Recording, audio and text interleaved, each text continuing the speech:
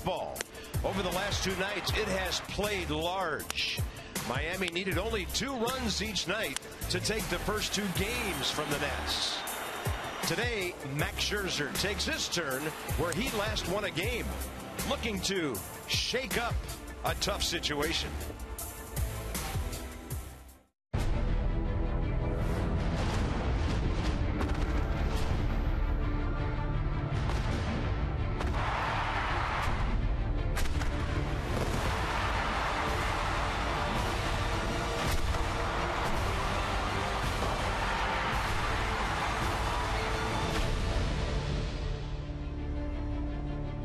Welcome to South Florida. It is a sizzler outside.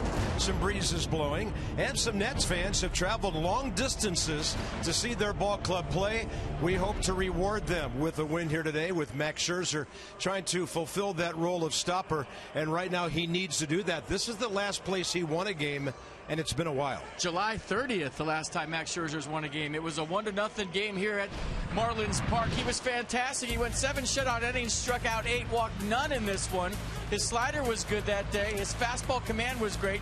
He loves pitching this big ballpark, so we're looking for some of the same from Max here today. But get this, in his 7 starts since then, he's given up 27 runs. So we'll check out the arm slot, the arm angle. We hope the sinker's sinking. And Max Scherzer has been sitting in the dugout for a long time. Carb, he is more than ready for this one. Yeah, he's only gone 7 innings once in his last 7 starts. Not seeing the durability we saw earlier in the season when the innings just really piled up on him in the midst of that fantastic streak that he was on. Hoping to refine that kind of form.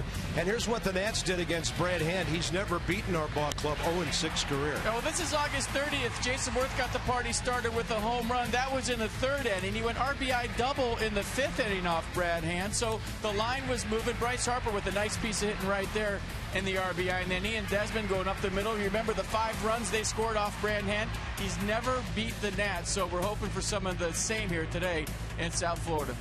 And I know Marlins Park plays big. We've seen that on some fly balls, but the Nats just haven't really put any innings together. The line's not been moving. They need to string some hits together in a place like this. Well, yeah, but I'd like to see some energy today. I'd like to see some passion out of this ball club. They've been lifeless the last couple of days, and you know that Mets series took a lot out of them. We're looking for some passion here today to win a game, to get on that plane to go to Philadelphia. Yeah, the Mets keep on winning. The Nats have to start winning. Yunel Escobar back in the lineup today. He's hitting .321, 4th in the league, and he's hit safely 12 of his last 13 games. Nothing unusual for teammates to be in a batting race. We'll talk more about that when we come back.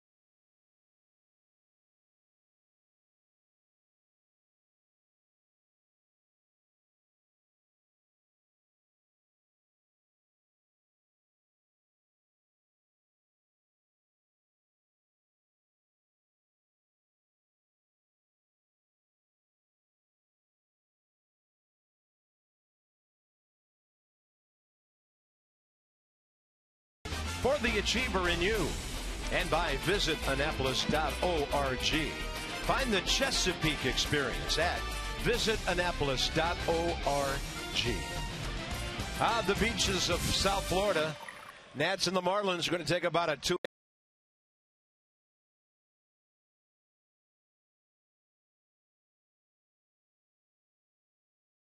For our teammates to be in the midst of a batting race right now, it's Bryce Harper, number 1.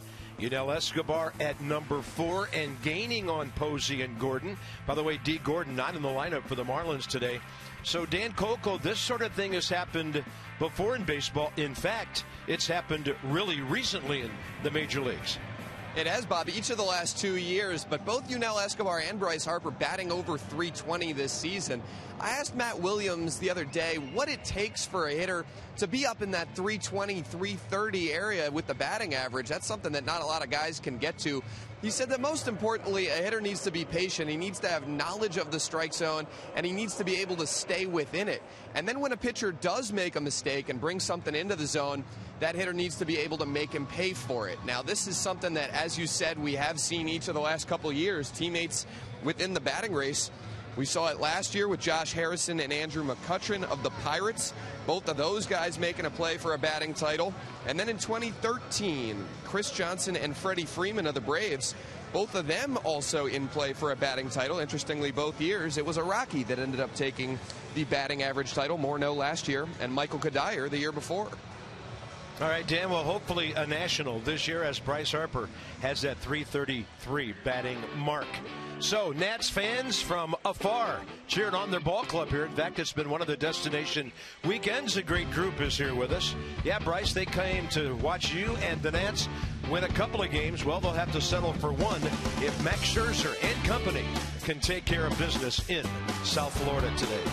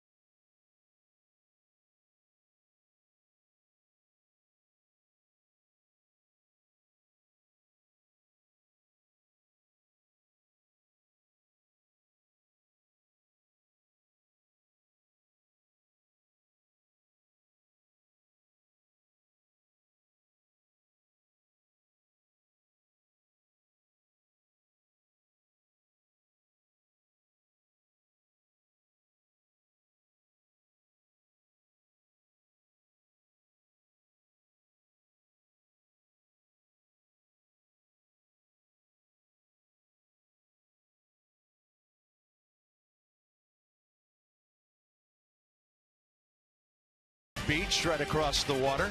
Downtown Miami is where Marlins Park is located, and the Nats have found it a rather unwelcome place this year. They have lost 6 out of 8 games in this yard this year. Nats are 7th in hitting, 3rd in runs, 5th in home runs. And Bryce Harper, his season in Miami has gone okay. 3 of the 9 hits, home runs, 5 walks. He's driven in 7. Marlins have pitched him well, though, in this series. He's 1 for 7 with a base on balls and 4 for 13 with a home run career against today's starter, left-hander Brad Hand. Both starters today's last start was against the New York Mets. Brad Hand's not so good. September 5th, lasted just an inning and a third, gave up 7 runs on 6 hits, struck out 2, walked 2, gave up 3 home runs through 48 pitches, 25 for strikes. So fastball 92, slider, curveball, and change to complement the heater. But his command last time out, not good. He was missing up in the zone. If you remember against the Nats, his last start, he was down early. They got him up late, and they scored 5 runs off him. Set the defense for the Marlins behind Brad Hand. Yelich, Ozuna, Suzuki, the outfield. Rojas, Prado, left side. Dietrich Bohr right side and Jeff Mathis behind the plate. There's Marcelo Ozuna, the young center fielder for the Marlins, went down in the minor leagues, figured out a swing. He's back and he's been doing well. Yeah, the Marlins have a talented outfield. Youngsters Yelich and Ozuna. Ichiro, who had a 3-hit game last night. They are, by the way, 4th in the league defensively. And there's Tom Woodring. He's the junior member of the umpiring crew, 2nd year in the big leagues. Vic Carapaz at first base, Ron Culpa second. And there's the crew chief, 24th year for Larry Vanover at third base. Might have seen a different catcher in front of Mr. Woodring, and that's Jeff Mathis, who gets the start today. Anthony Rendon, 3 for 8. He has hit safely in 18 of his last 20 games, batting .325. First pitch, up and away. Just a minute late at 1:11.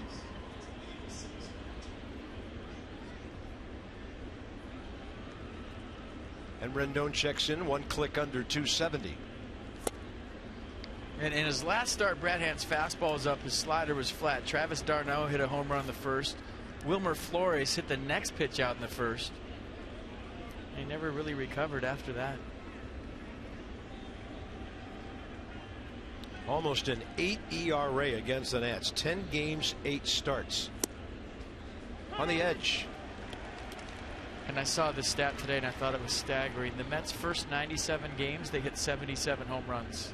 Their last 45 games, they've hit 77 home runs. Crazy. Talk about a turnaround. Nats in this series, 1 run on 10 hits. Rendon rocks one up the middle. Last night he pulled one to left to start the game. So a good series for Anthony, 4 for 9. Bat looks quick. Nice piece of hitting here on the curveball, it looks like, from Brad Hand. Just kind of stayed out over the plate, goes down and gets it. There goes the no-hitter, Anthony Rendon style, for the 2nd night in a row. A bullet right back up the middle. Yeah, and Brad with his bare hand reaching up there. Ball was already by him. And here he faces Escobar, and somehow these two have avoided each other. I think that's his middle name. Brad bare hand? Yeah, I like it. Yeah.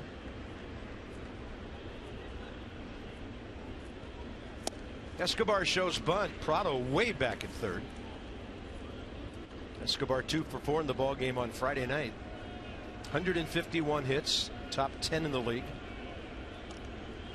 And leads the league in wiping out the front line in the batter's box, without a doubt. Yeah, he just sprays it. It seems straight toward the pitcher.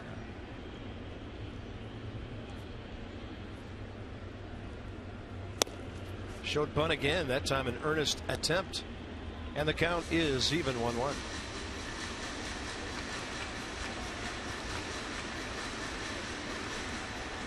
there. Front line wiped out. Brown's crews must think, we worked so hard on that.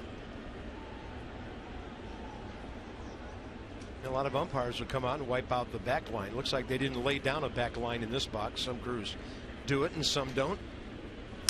And Escobar had a big rip at a pitch up. 1 ball and 2 strikes. That woke those 3 people up. I'll tell you that, right behind home. Did you see that?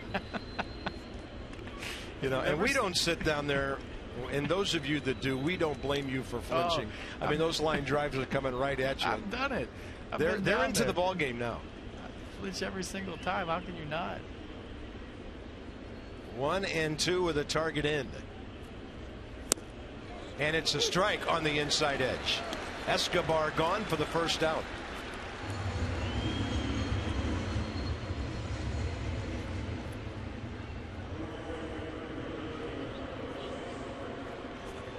Pretty good pitch. Yeah, pretty good pitch. Must have been sitting on some off speed.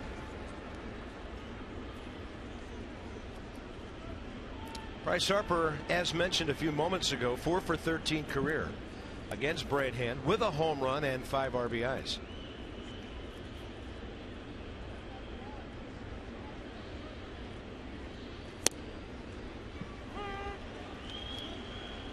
Career record of 9 and 23 for the lefty. 25 years of age, out of the Minneapolis area.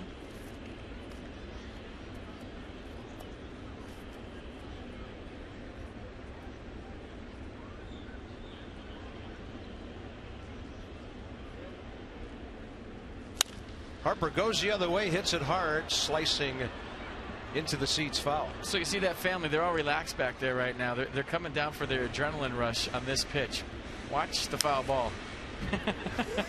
I like to scare people, so I think that's hilarious. I think I watch foul balls off the screen all day. Now they're relaxed. They're back. Yeah.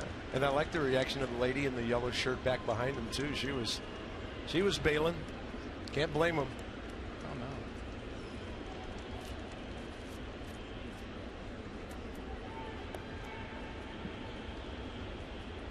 Oh no. 0-2 to Harper.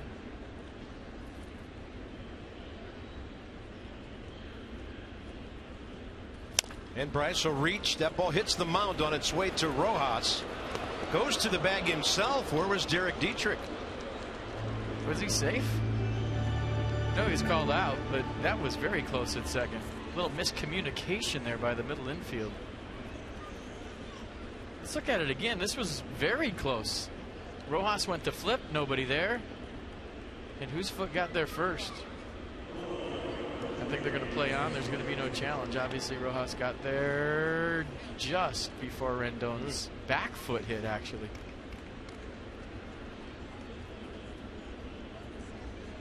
Yeah, 6 unassisted on the fielder's choice, and Jason Worth back in the cleanup spot. He was there because of a late scratch of Escobar last night. And today, Matt Williams puts him in there. He walked his first time up last night, and there's Jason asking the umpire to move out of his line of sight because it's a left-handed pitcher.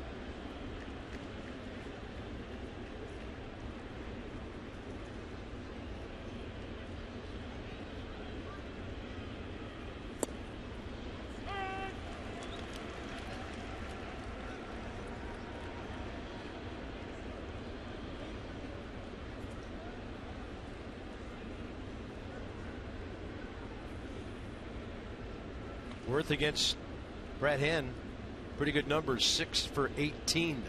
A homer, 5 RBIs, and that's outside, including that blast at Nationals Park. Derek Dietrich's been playing a lot of left field. I think he just forgot that he's supposed to cover second on a double play to short. That was weird. You don't see that very often. As we mentioned, D. Gordon out of the lineup today, a day off.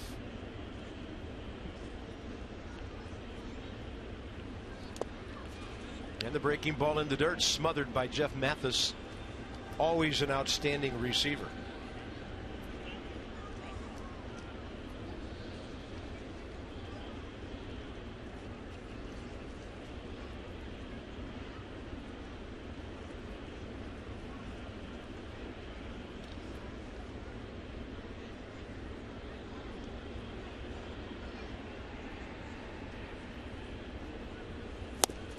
That's way inside, ball 3.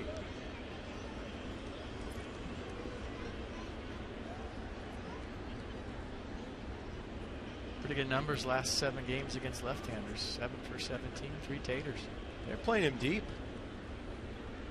Huge ballpark.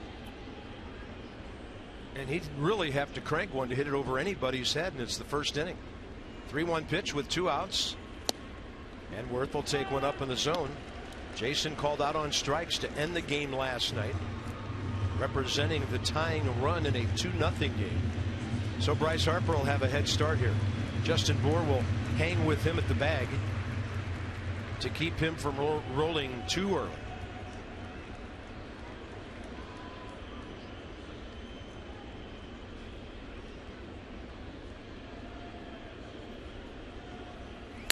Worth left side, sounded like a busted bat. Tough throw for Rojas, and on the run he gets it done. And Bryce Harper had a big time collision at second base with Derek Dietrich. You know, I was watching the play. I didn't see it. So all I saw was Bryce Harper laying in a heap right at shortstop as the throw was being made.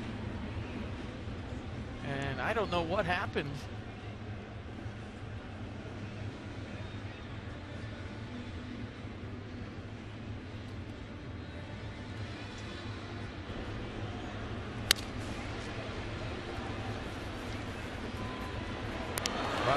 Bryce rounding the bag and Dietrich right on the bag.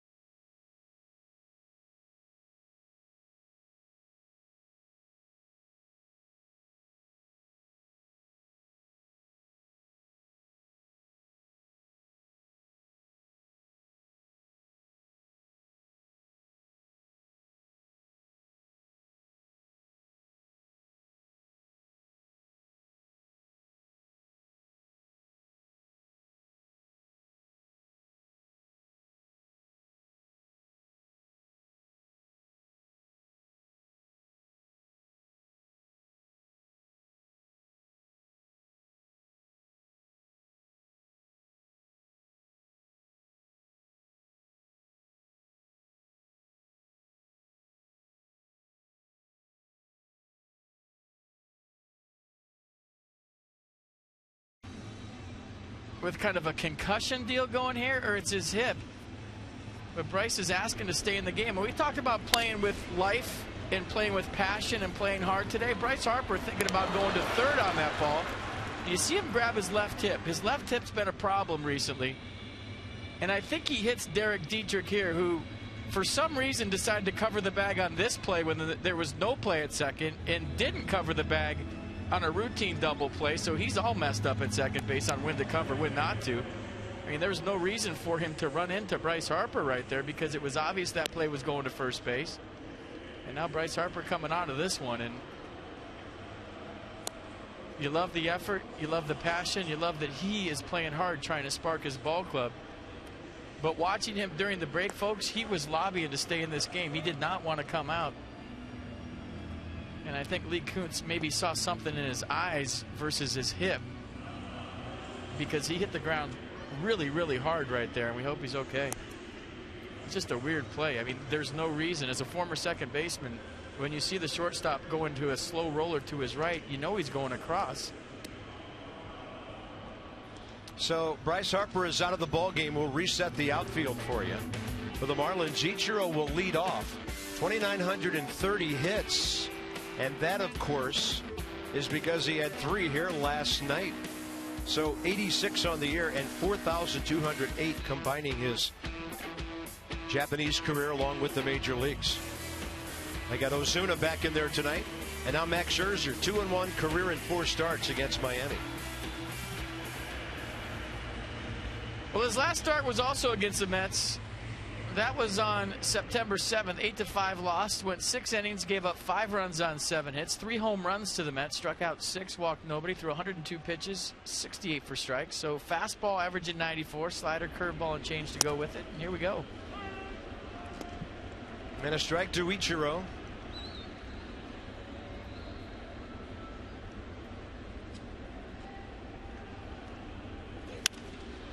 Got in on his hands there, and a pop-up on the left side for Ian Desmond.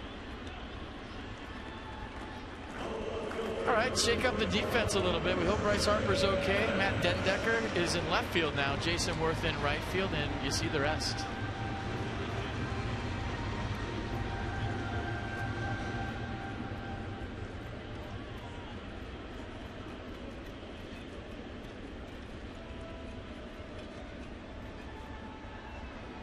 Well, the kind of lineup change no manager wants to make in the very first inning or any inning. But now Christian Yelich will be up for the Marlins. He is 2 for 3 career against Max Scherzer.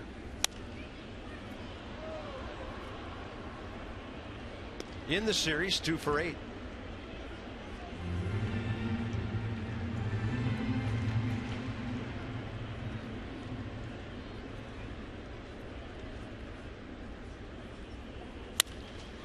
to the right side. That was an off-speed pitch, and Max had him out ahead. 2 outs on the infield. Bringing up Scherzer nemesis and Nats nemesis Martin Prado, who in his career is 8 for 16 against Max.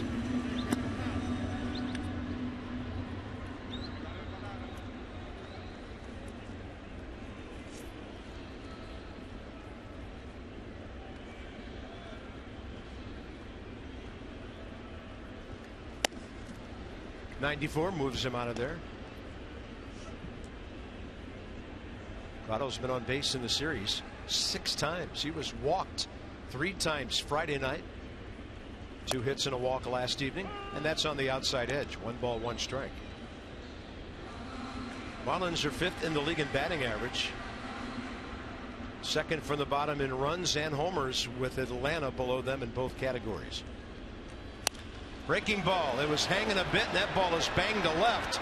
Any other ballpark might be a homer. Dendecker plays it well, throws into second, and Prado is safe with a double. It's a big outfield with a big wall, and Prado just peppered one off that wall and straightaway left. I'll tell you what, Matt, Dendecker couldn't have played this any better. You see the slider for Max Scherzer kind of stays up out over the plate. Kind of been getting around that slider. And Dendecker plays the 1-hop. Pretty good throw to second base. Anthony Rendon tried to slap the tag in there, but you can't play it any better than this. I thought they had a chance to get Prado at second.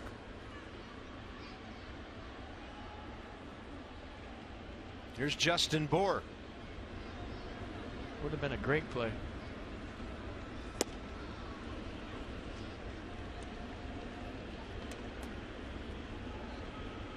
Couple of hits, a run batted in on a base hit last night. 1 for 7 career against Max Scherzer.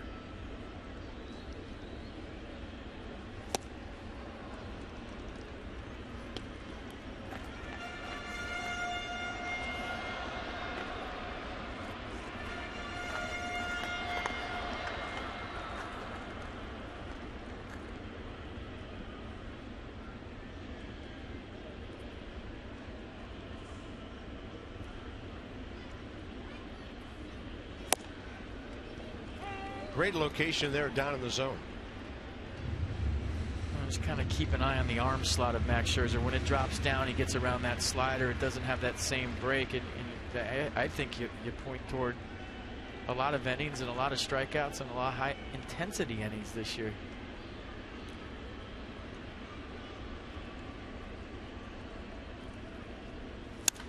Off-speed pitch and just killed to right.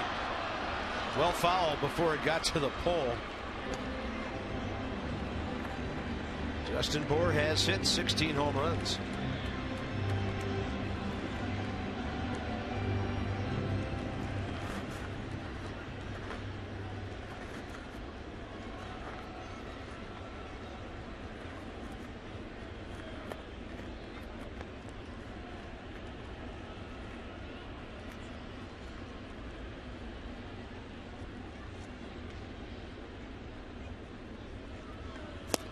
Got him.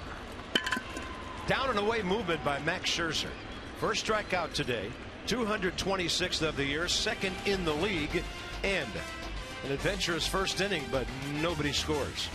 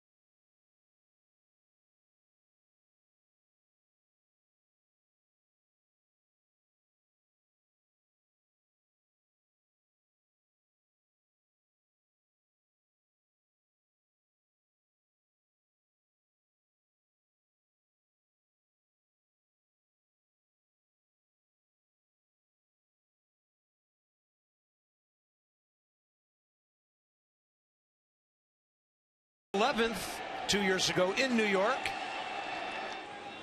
Ryan Zimmerman, first of 3 straight games in which he would homer. Then he'd do it again to the Mets on getaway day on the 12th. And then back home on the 13th. Solo homer. 24th of the year. 9th in 11 games. Gave the Nats a 6-1 win over the Phillies. Ryan Zimmerman, 3 in a row. And they might have been there to see it.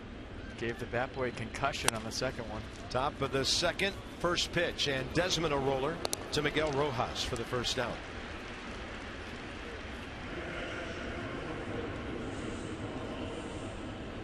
Ramos and Taylor the next 2.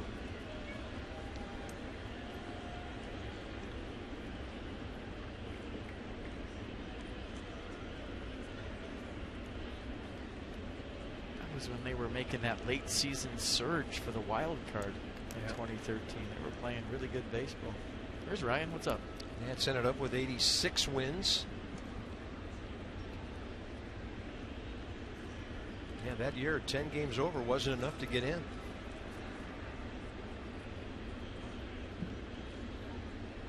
Ramos 2 for 6 in the series with an RBI and 1 for 10 against the left-hander Brad Hand. His first inning.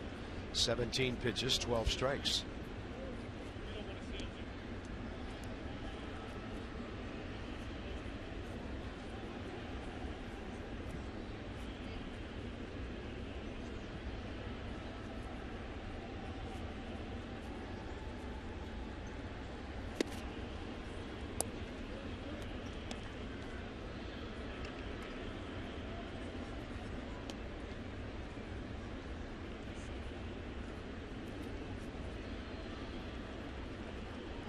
Ninth career start against the Nats for Brad Hand.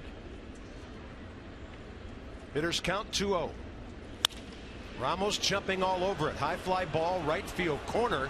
Ichiro chasing, and he grabs it in the air right as he went up against the wall out there for the second out. Well, he left his feet, so the collision with the wall wasn't as dramatic as it would be if you stay on your feet. And watch the play by Ichiro. 41, looking like he's 21. Watch him leave his feet, fall into the fence. Knew exactly where he was. Nice play. 5 in a row for Hand now since the Rendon base hit that led off the game. And here's Michael A. Taylor. Michael 0 for 7 in the series, but against Hand, career 2 for 2.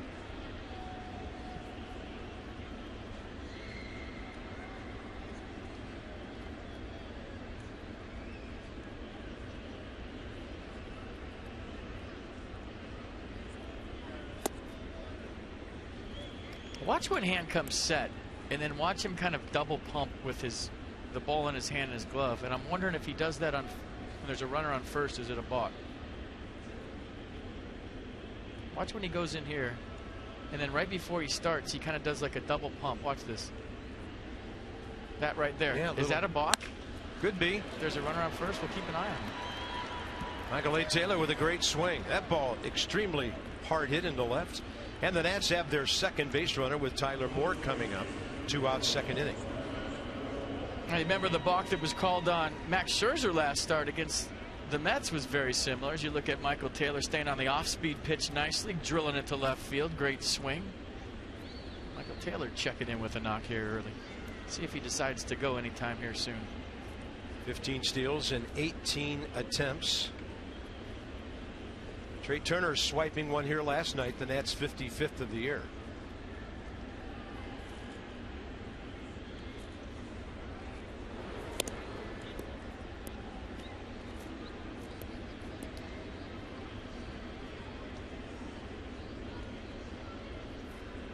Now we're going to watch him off the stretch. Yeah, I want to see if he does it. It could be habit, or he could change it with a runner on first. It's a subtle movement right before he starts.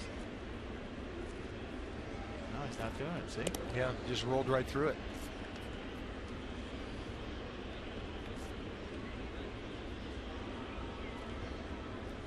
Well, 15 of 18 this year, 0 for 2 as a first-time guy in the big leagues last year. Tyler Moore 1 for 7 in this series. And Max Scherzer on deck. Right to the outside edge with 92. He's been spotting that fastball well early.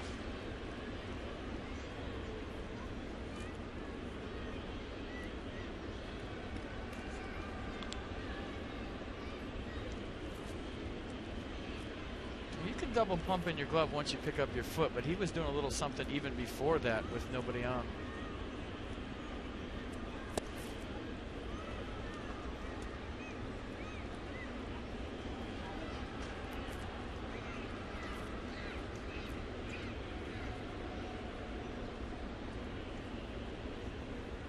Or maybe I'm just seeing things, which could be the case here in this ballpark.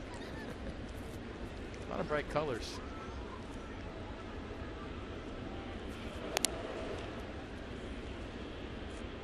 Well, Michael A. Taylor with 2 outs, getting the pitcher's thoughts elsewhere here.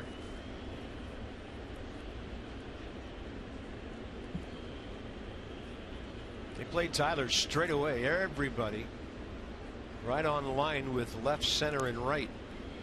Might be getting his infield's thoughts elsewhere too.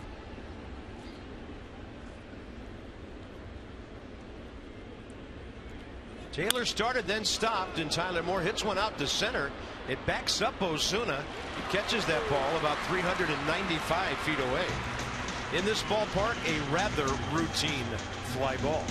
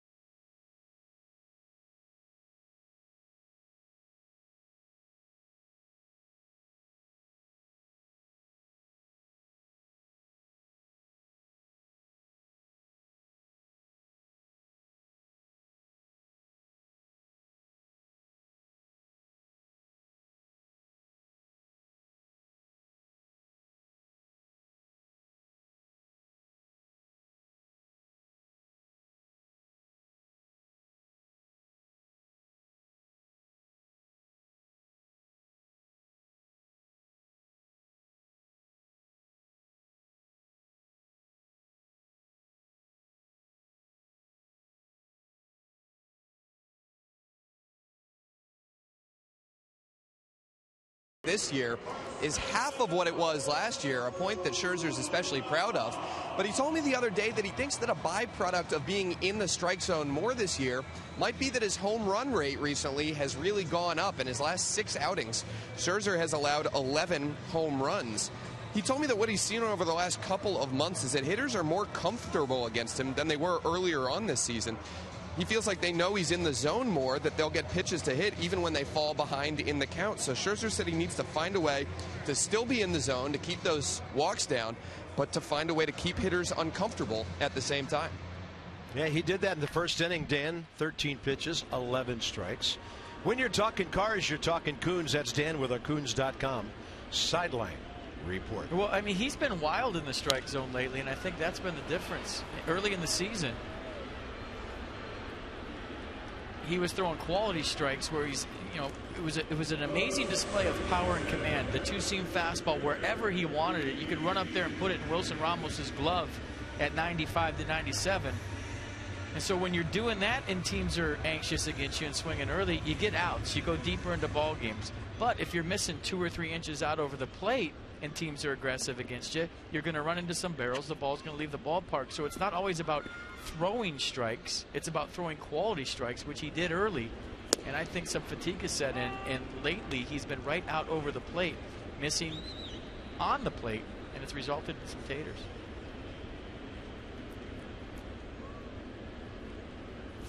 He had 8 straight starts from April 17th until May 27th, when he went at least 7 or 8 every time out. And it was an amazing 7 or 8 where he was doing things we had never seen before. 97 to a spot, nasty slider, nasty curve, nasty change. Then on June 14th, the dominant stretch got started in Milwaukee. Rendon forward to scoop it, and on the run throws out Derek Dietrich. So Desmond takes care of Ozuna's pop-up, and Rendon retires Dietrich. Miguel Rojas now with 2 outs and the bases empty.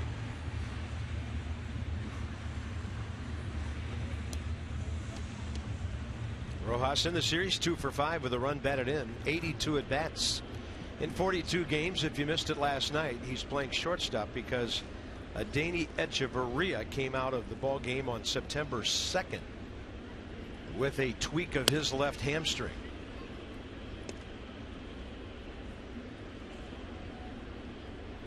Mets are underway at Atlanta. Jonathan Neese and Ryan Weber pitching in that one.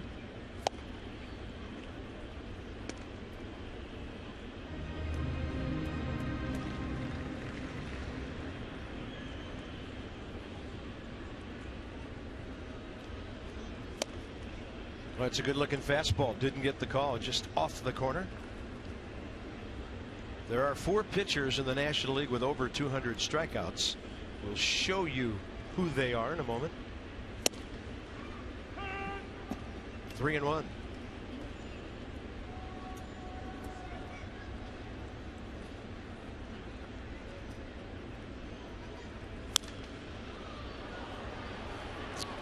So Kershaw on the STG taking us inside the numbers with 259. Max has 1 today. Madison Bumgarner and Jake Arrieta now over 200. Steven Strasburg last year, a record that it looks like Scherzer will reach and surpass at 242.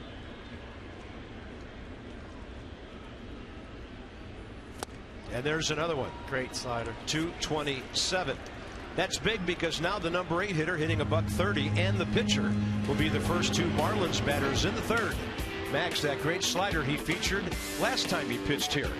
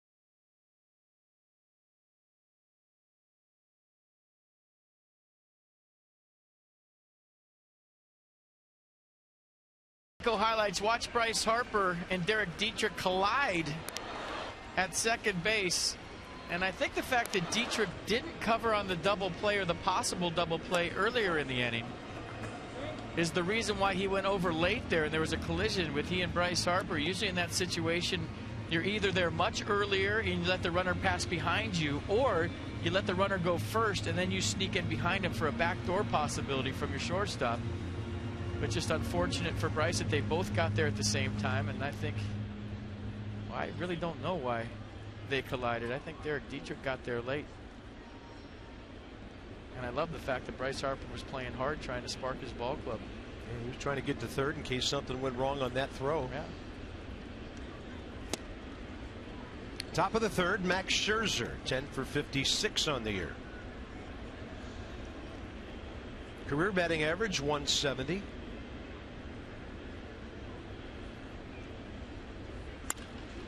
Pretty good rip. You know, after seeing Max pitch all season long, you would think moving forward next year that you realize that he's such an intense guy, and every single outing he puts forth so much effort and energy, both mentally and physically, that like in the past when he was just the Tigers, that he's a 7-inning guy at most. Right side, he's going to run this one out, and Justin Bour will have to beat him to the bag. And you just see the example right there is how he's run to first base. That's how he approaches every start. And the point I'm trying to make, Carp, is that knowing that now, and after seeing him for a year, that you have to kind of taper him back early in the season, because he's going to spend a lot of physical energy. He's going to spend a lot of mental energy every fifth day, where you're going to need him in August and September and October, you're hoping, moving forward, that you kind of reel him in a little bit early so that he has tons left in the tank late. Because there's nobody that trains harder, there's nobody that works harder, and I don't think there's anybody in baseball that spends more energy than Max Scherzer every fifth day. Agreed. Top of the order, Anthony Rendon, and you're not going to tell a guy like that, hey, you know, take it easy first couple months of the season. That's like telling him not to breathe. It's just what he does. But you're right about the innings, I think, and there are times when managers have a tough call to make if it means a ball game. It's 1-0. Do you take him out? Do you leave him in?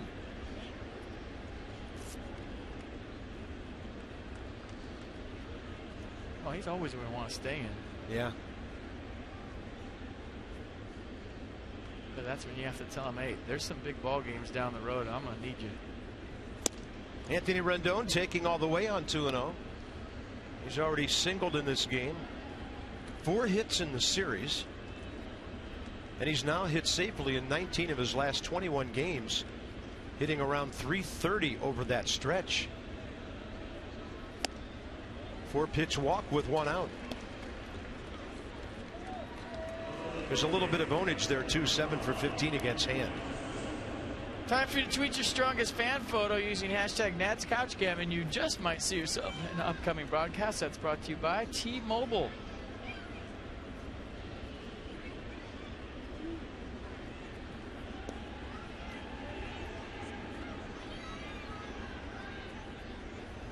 Escobar took a strike. A fastball on the inside edge, first time up. So in the series, 2 for 5.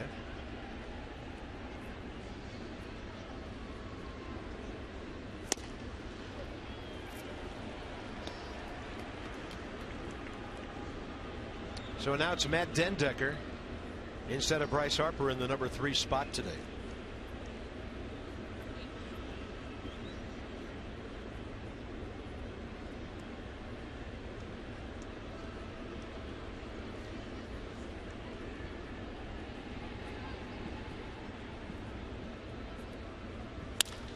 Escobar reaches out, strokes it up the middle. Anthony Rendon had to hold up to make sure the line drive was through. 2 on, 1 out, and a big spot for Dendecker, who's 1-for-1 career against Brad Hand. Yeah, low line drive as a base runner, you have to make it be through. That's what Anthony Rendon did. Nice piece of hitting by Yunel Escobar. Stomach better today, and he checks in with his first hit. Now he's 1 for 2.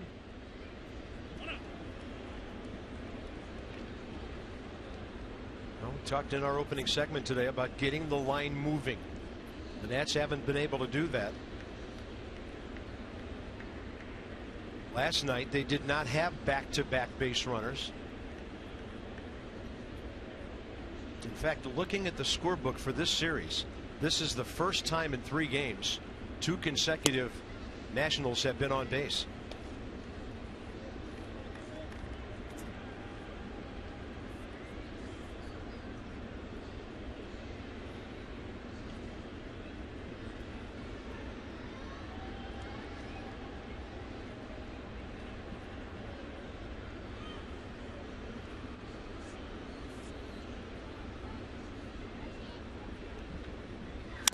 Got a fastball, and to shallow center for Ozuna. 2 outs with Jason Worth next. More numbers from STG, and the first 2 games have been a little rough. Friday night, the Nats beaten 2-1. Although they out hit the Marlins 7-5, they got their run on a base hit by Escobar, an errant pickoff throw, and then an eventual sac fly by Ramos. And the last night, nothing on just 3 hits. Marlins out hit the Nats 12-3. So Jarred Cosart and Jose Fernandez have pitched a combined 10 innings in this series. 6 hits, no runs. The first 2 starters.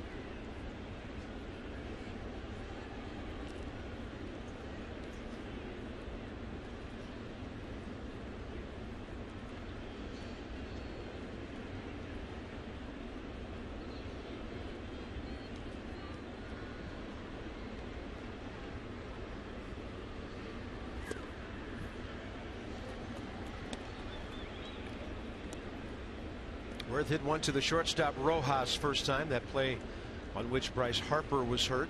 Last 8 games been nails with runners in scoring position.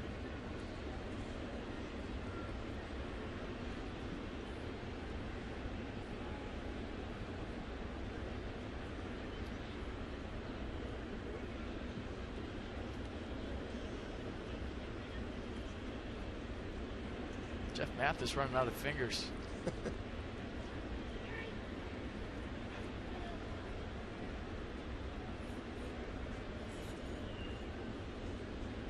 He needs more fingers. He doesn't have enough sequence. fingers. He needs another hand.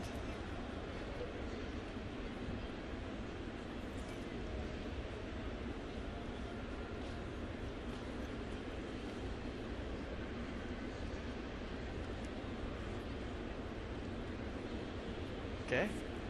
It's September. You should know the signs by now and know what you want to do. It's been a while. His 35th game, 11th start.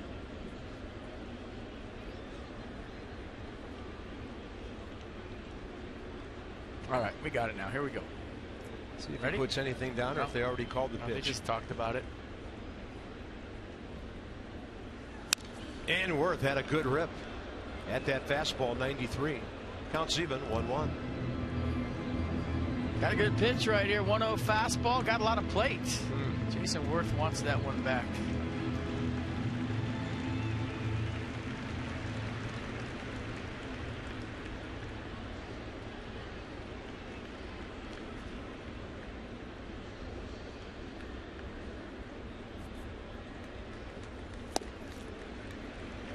Then about 8 miles an hour slower with the off speed outside.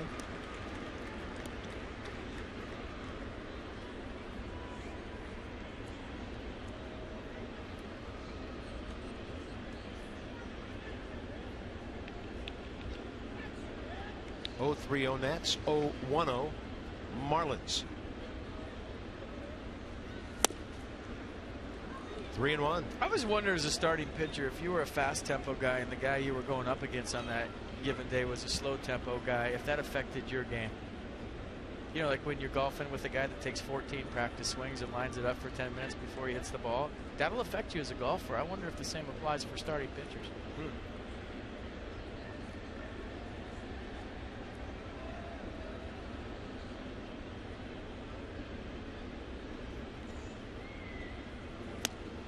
Fastball up, and the bases are loaded for Ian Desmond with 2 outs.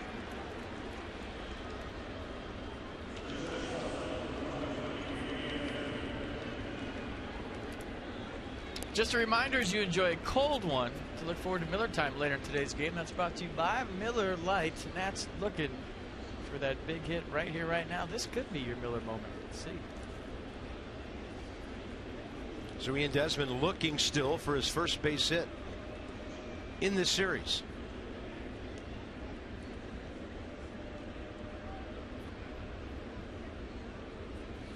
And it's in the dirt, and a good slide to his left by Jeff Mathis.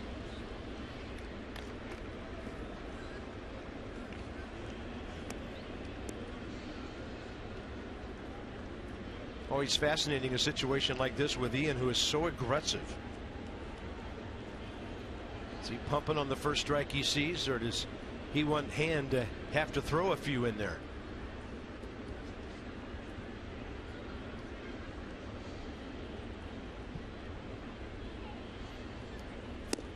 He's taken. Fastball away. 2-0.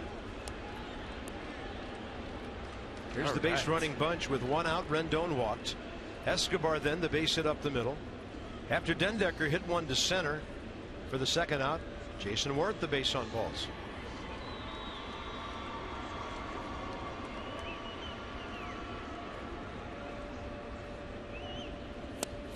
Three and 0, and none of it that close.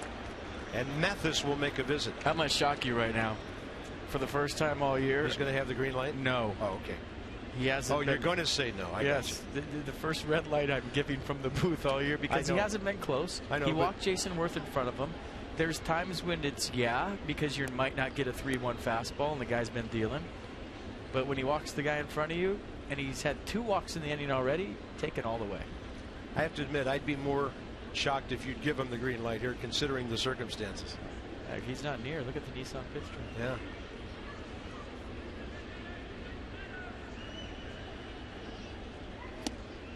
Nats lead 1-0. Ian Desmond walking to his 52nd RBI.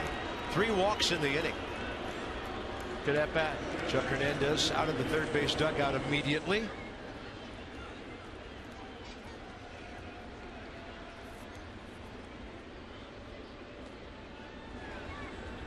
Well, this is where if you're Wilson Ramos, he's walked 2 guys in front of you. He's walked 3 in the inning. You have to have the awareness of let him hang himself. If he's out there and he's going to throw balls, make him throw balls. Not necessarily taken all the way, but you're looking for a pitch that you can thread through a needle. That's how selective you have to be in this situation. Well, now if the Nats can get a hit for an RBI, first time in the series, it'll be big. They've scored on a sac fly and now today a walk. And Wilson Ramos hit a ball into the right field corner first time, and Ichiro went into foul ground, made a good grab on his high fly ball.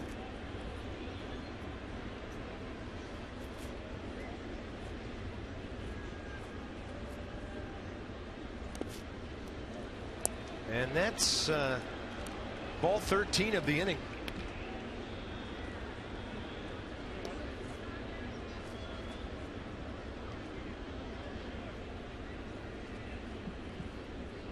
So Brad handed 48 pitches. Half of them have missed.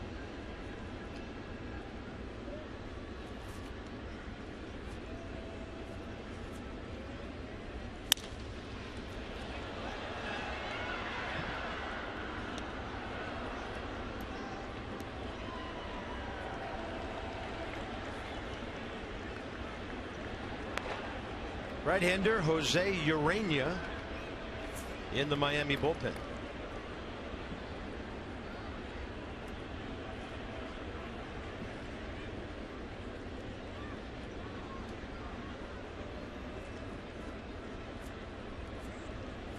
One to Ramos. It's upstairs. Just a look at Brad Hand's control numbers coming into the game. 83 innings, 58 strikeouts. He's a contact guy. 20 walks.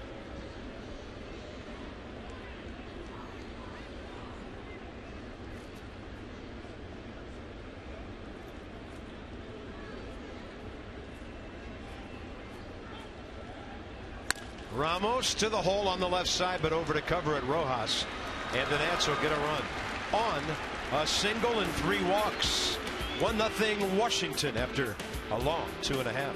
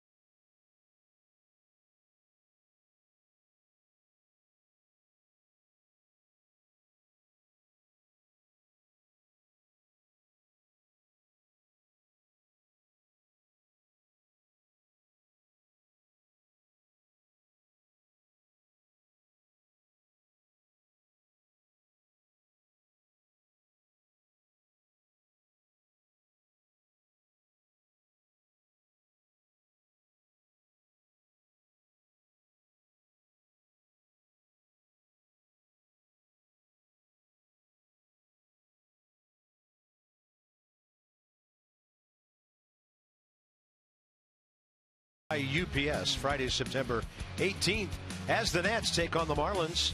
United States Air Force Honor Guard color team will present our nation's colors. Members of the Air Force Band will perform the national anthem and God Bless America. 202-675-NATS or visit nationals.com and come and join us on the 18th. Bottom of the third, Jeff Mathis, Brad Hand, and Ichiro. Max Scherzer efficient so far, 24 pitches, 19 strikes. Mathis 10 hits all year, 27 games, 77 at bats.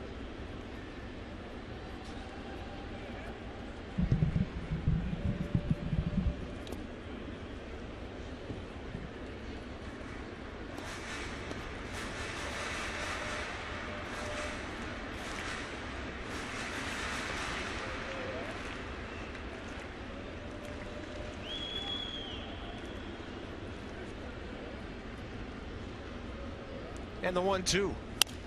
Challenge fastball, and Mathis gets around late, drops it into right field for his 11th hit of the year. That'll give them a chance to bunt with the tying run aboard. For the Achiever and you, PNC Bank with our minor league report.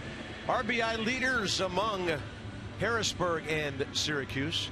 Jason Martinson with 56. Matt Skoll, guy's always hacking, 56. Sean Pleffner, Brian Goodwin, and Tony Renda. So they had some serious run scoring capabilities at that AA ball club this year. Wilmer Defoe has rejoined the Nats along with right-handed reliever Eric Davis.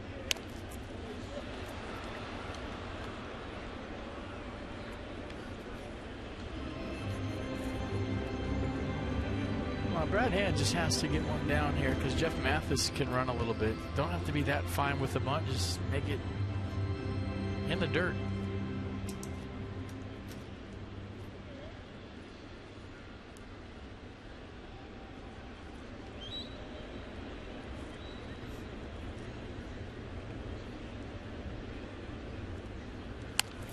He's going to bunt it to Tyler Moore. Well done. 3-4 on the sacrifice.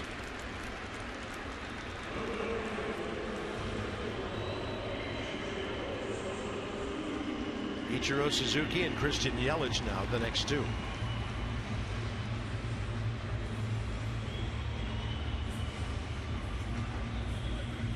Ichiro likes to be aggressive with runners in scoring position. See if he's swinging early here.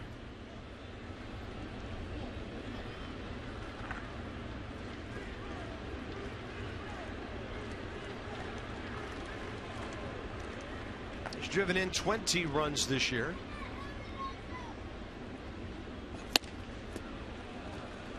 And he's hacking.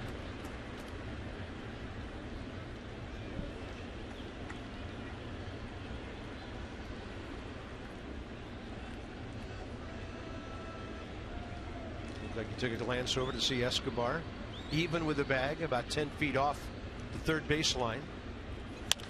And then he pops up another one. First time to Desmond. This time Tyler Moore, 2 outs. Next 5, and we'll start with 3 in Philadelphia. Pitching pairings have been set. Jordan Zimmerman, Aaron Nola, the rookie, tomorrow night. Steven Strasburg and David Buchanan on Tuesday. And then Gio goes against Adam Morgan on Wednesday before the Marlins, who are going to New York tonight, come and visit the Nats on Thursday. Nats play the Farlands the rest of the year. Or the Marfins.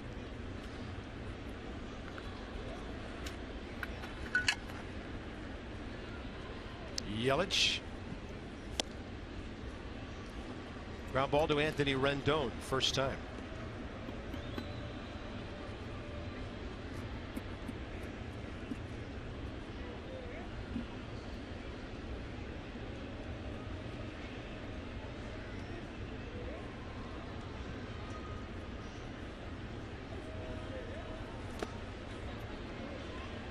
And Scherzer staying in on his hands. Ball 2. Yeah, I think you make Christian Yelich pull your best fastball. If he does, you tip your cap, because he's a guy that likes to get extended. He's got power the other way, and most of his hits are up the middle or the other way. Well, both hits in this series to left field. Single Friday, that double over Worth's head last night.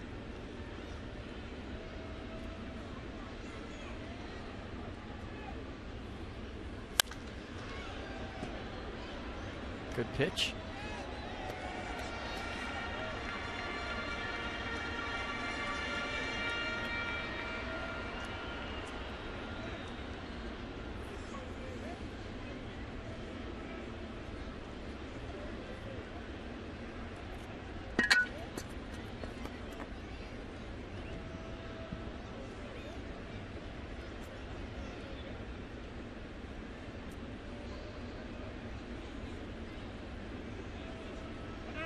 And time requested by the hitter.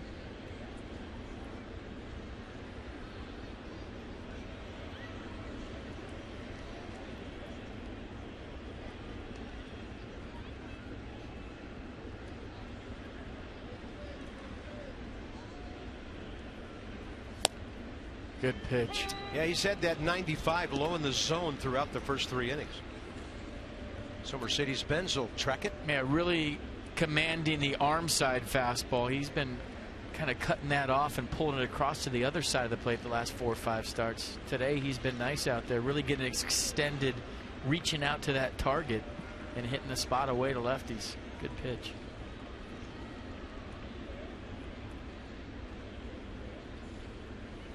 And a 2-2 that Yelich is able to foul.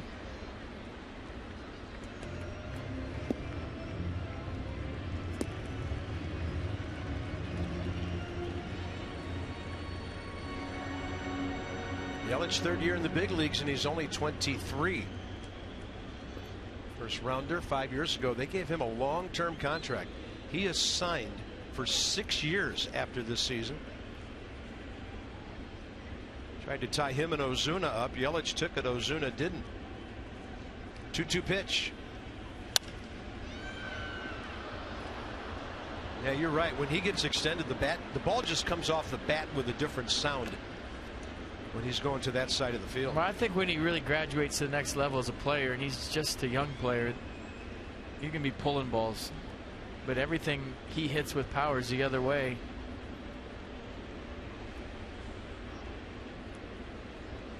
I remember Sean Green as a young player, everything was the other way. He learned to pull the baseball year 5 or 6, and that's when he became MVP type of player.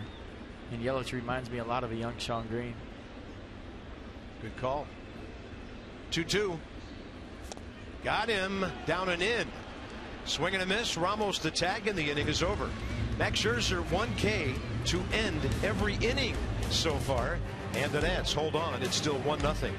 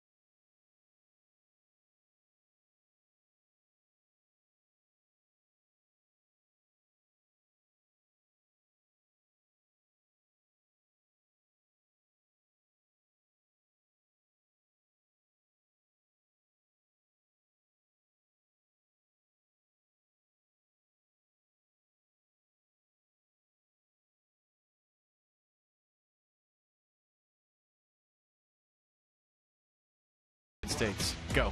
Kevin Coolidge. Nice. 1-0 U. Visit Nats Park. He was a quiet guy. On Monday, September 21st, Silent Cal will be there in the form of a bobblehead. The first 25,000 fans will receive that bobblehead courtesy of the White House Historical Association. Visit nationals.com to purchase your tickets today. I think a great quote would be from his wife, "We are going to the game tonight." And you have no choice, and you're going to sit here and like it and wear it. And then in the 7th inning, you're going to stand up. And a tradition will be born. I think she wore the pants in that family, Bob. I'm just saying. Grace Coolidge, huge baseball fan. We get a report that Bryce Harper was removed from the game for precautionary reasons. And I think you might have nailed it. Lee Coons kind of took a look into Bryce's eyes there. Maybe didn't like what he saw. Bryce had lobbied to stay in on that collision back in the 1st inning. Michael A. Taylor has put a good swing on a ball here today. A 2-out single to left in the 2nd inning. And he's now 3 for 3 career against Brad Hand. Taylor, Moore, and Scherzer top 4th.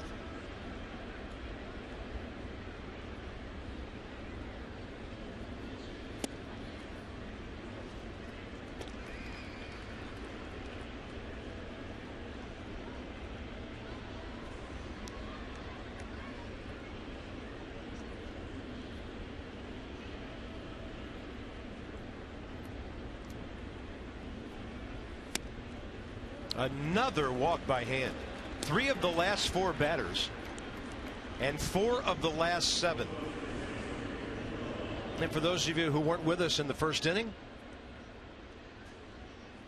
Derek Dietrich's GPS was way off. He forgot to cover on a double play, and then on a play where you either let the runner go first or you get there before him, he decided to get there at the same time, didn't roll his head and find the runner at all, and they collided at second base. And Derek Dietrich is put together.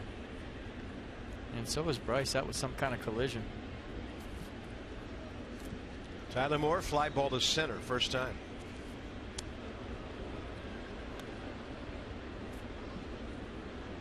Well, I know Brad's middle name is not Second, because he's been very deliberate here today.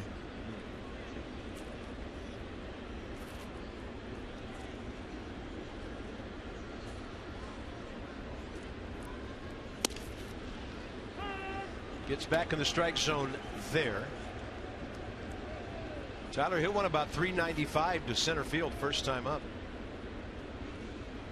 Problem is the wall behind where Ozuna caught it sits at about 415.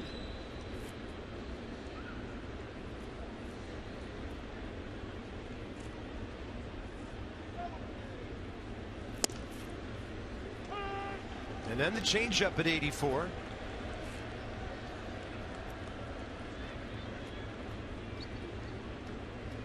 Nationals have had 7 base runners.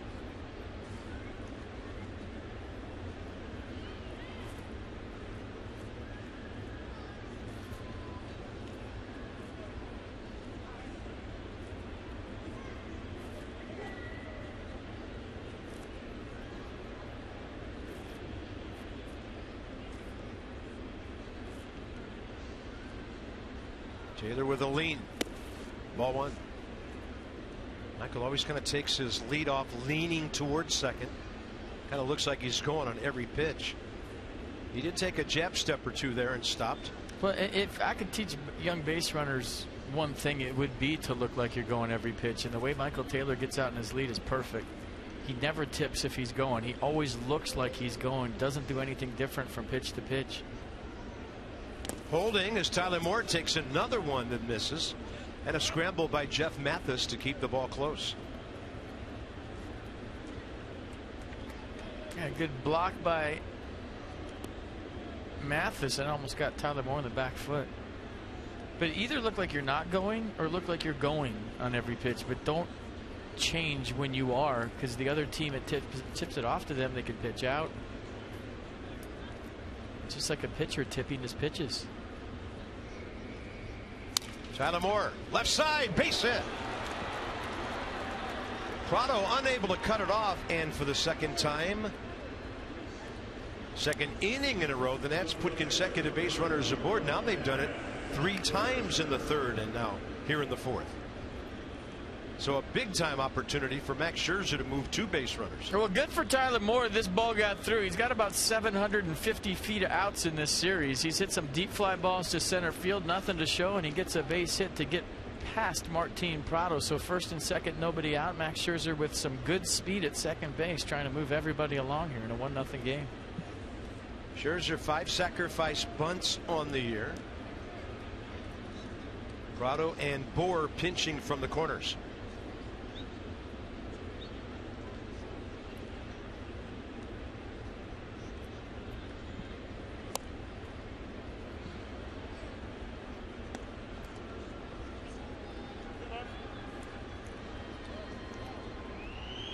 We'll see when Max sets up here how forward he is in the box.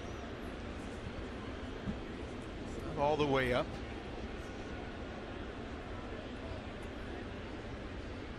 And the bunt, ideally, you want it to third base. You want Prado to field it.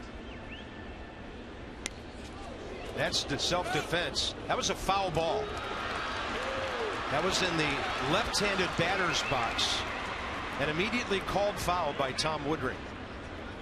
But everybody did everything right. Mathis didn't play umpire. He just picked up the ball and threw it after tagging the hitter, of course. So it's no balls, 2 strikes. Ball right at Max Scherzer. Tried to get out of the way, and it just foul.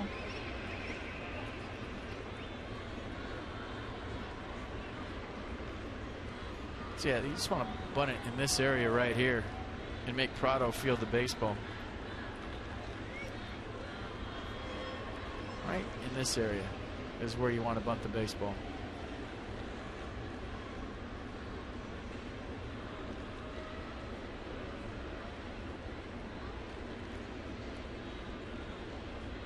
Do you like that arrow? I drew that myself. It was huge. Thanks. Watch, I'll draw another one. Just did that myself. Freehand. Looks like a line drive in the box score. I've been working on it for 6 months. You think I get it right?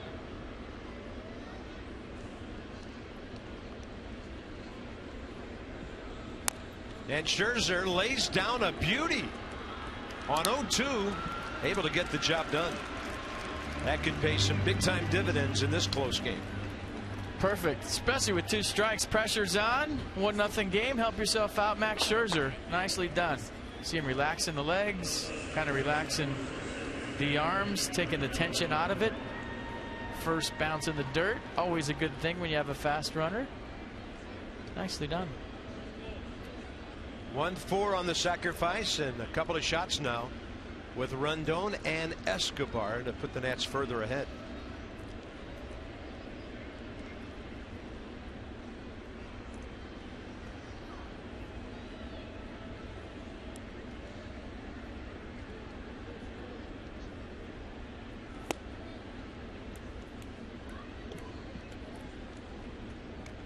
So he's looking to do this. He wants one out there somewhere. And I just did that freehand too. Wow. Very good.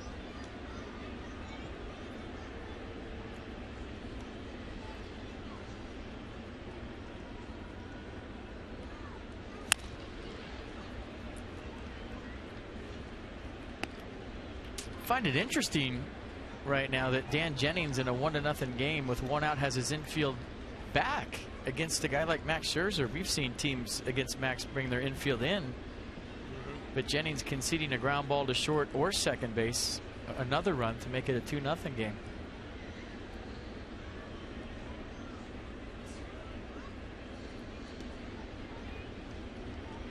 Target in. Rendon fights it off and hits it hard into left. 1 runner scores, the second held. So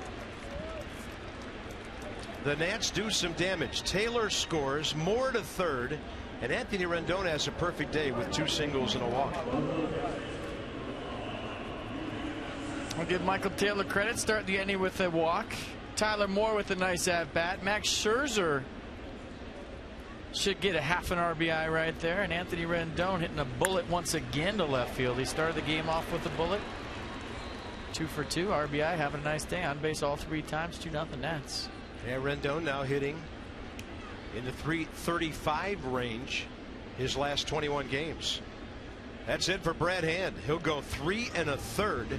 Nats a chance to bust it open.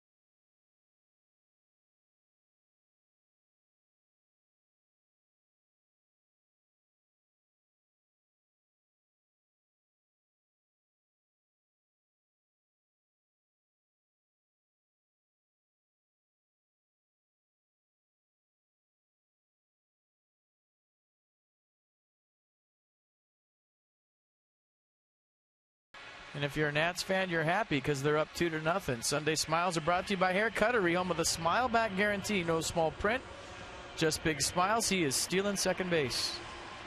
Hey. Hey. Never trust a guy with his ball cap on backwards. Yeah, they're just letting him steal it, too. All right. And we can always count on a Sunday smile from him or Gio. So Anthony Rendon, a good day. 2 hits, a walk, a run, an RBI. 24-year-old Jose Urena. He's made 9 starts for the Marlins this year. 13 appearances overall. Rookie right-hander. Fastball 93, slider 85. Has a curveball changeup as well. Throws a changeup almost 20% of the time. You can see opponents hitting 294 against the Marlins right-hander.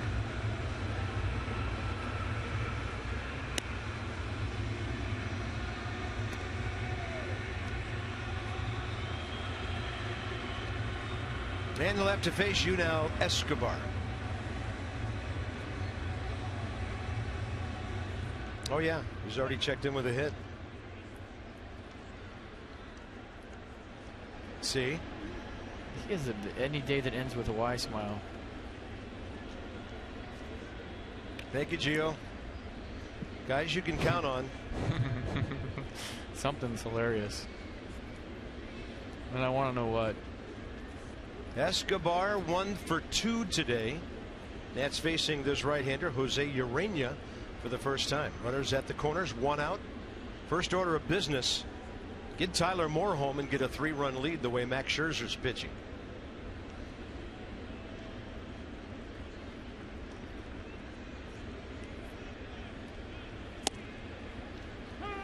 Little slider right there. You know where Unell should probably hit this one since we're having fun? I'm going to say this way, right there. He likes to do that with runners in scoring position. Welcome to Etch-a-Sketch Sunday, everyone. This is the best telestrator ever. Put it in my bag and steal it on the way out. Just like that little kid was stealing second.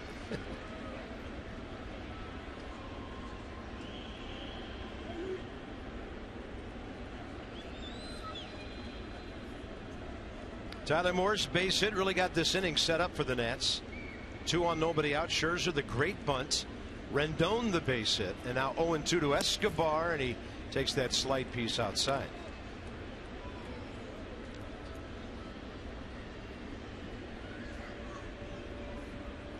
Mets 2-0 at Atlanta, 3rd inning. Nats 2-0 at Miami, 4th inning.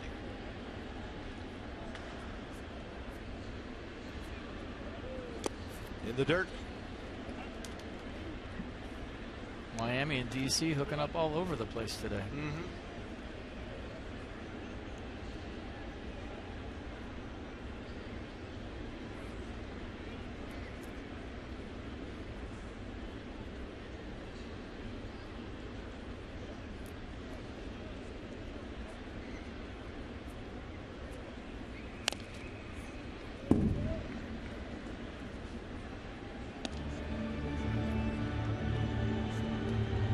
Miguel Escobar has 152 hits. Same number as Bryce. They each have 44 multi-hit games, 5th in the league. Getting that pat on his hand all squared away after that swing. 1 for 2 today, adding 1 point onto that average. He's at 322. Ball 3. Good take. It was 0-2.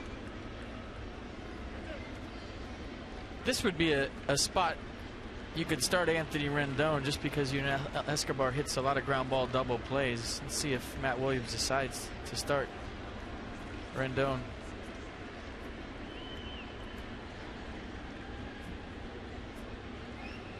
Outside, another walk issued by the Miami pitching staff.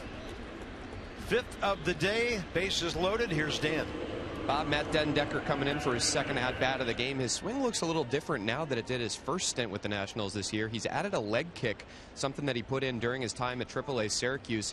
He told me recently that he feels like it's given him a little more balance and generated some power in his swing. He had 6 home runs for Syracuse in the month of August, and he's got that power in his swing. He hit 17 home runs 2 different years in the minor leagues, 6 home runs in August for Syracuse. He feels like that leg kick has helped kind of get that going.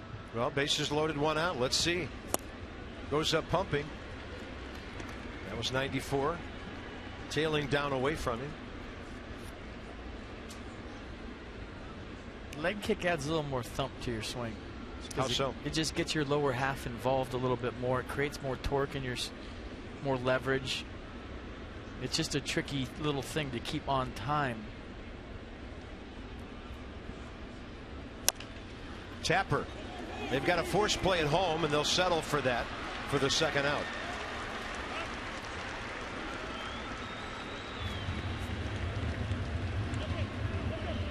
Rendon to third, Escobar to second, and Dendecker aboard.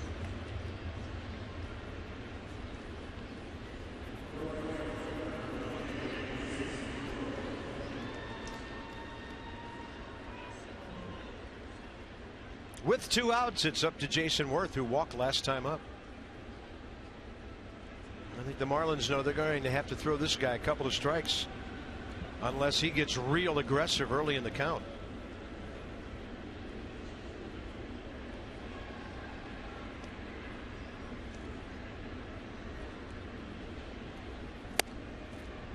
In the zone, and it got the inside edge on the way in.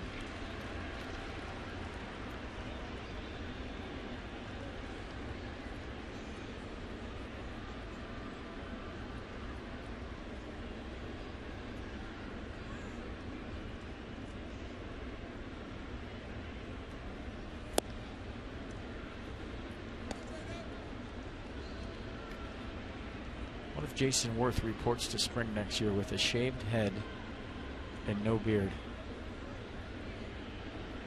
Just game on, here we go.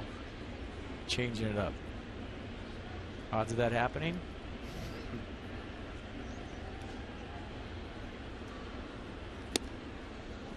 That stays up. Wow, big pitch coming here now. Rendon at third. He's driven in the innings only run. Escobar has walked. Dendecker a moment ago reaching on the fielder's choice.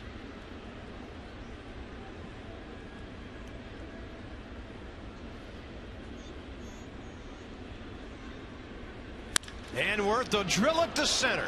One hopper to Ozuna. Rendon scores. Escobar will be held. Ozuna has a great arm. Shows it off there, but the Nats lead 3-0. Jason Worth, 2-out RBI, his 31st. A nice piece of hitting right there. Got it to count leverage, 2-1. Got a fastball right down the middle. And the only bad thing here for Jason Worth, you see, was supposed to be away. It was right down the heart. Hit too hard.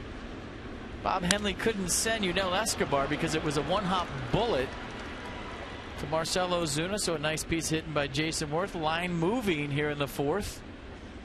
A lot of good ABs here. Ian Desmond, 8th man to bat in the inning.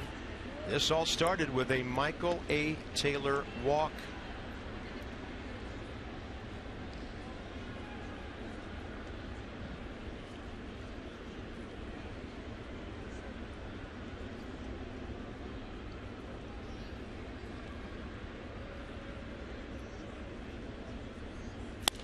And Ian Desmond will pop it up to the right side. Justin Bour on his way in. Catches the fair ball. The Nats have stranded 8, inching their way onto the scoreboard run by run, and they lead by 3.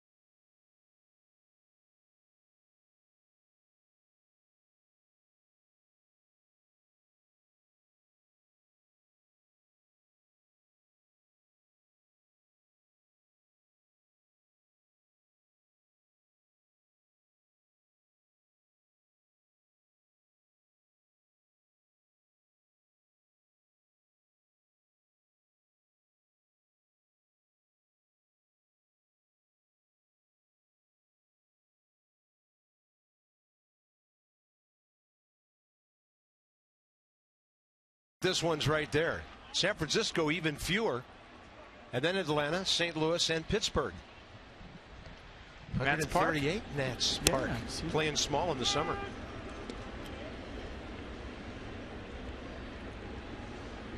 You have to hit one better than good to get it out of here. Martin Prado hit one really well, but it was a double.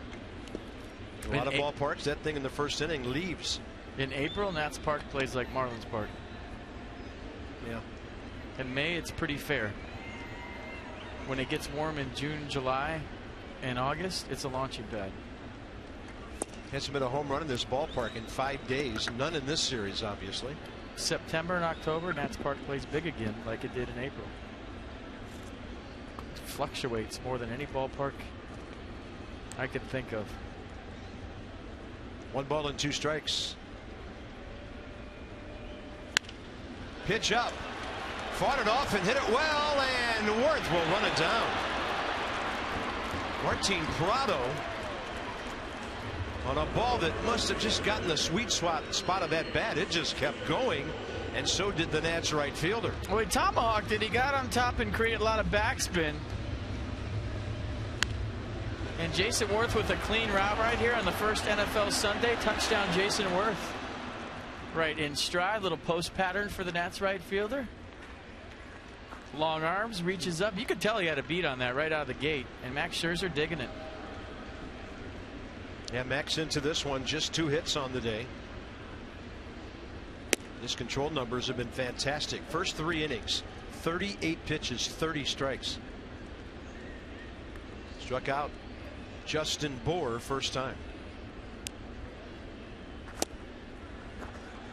He's had the big fella swinging and missing here.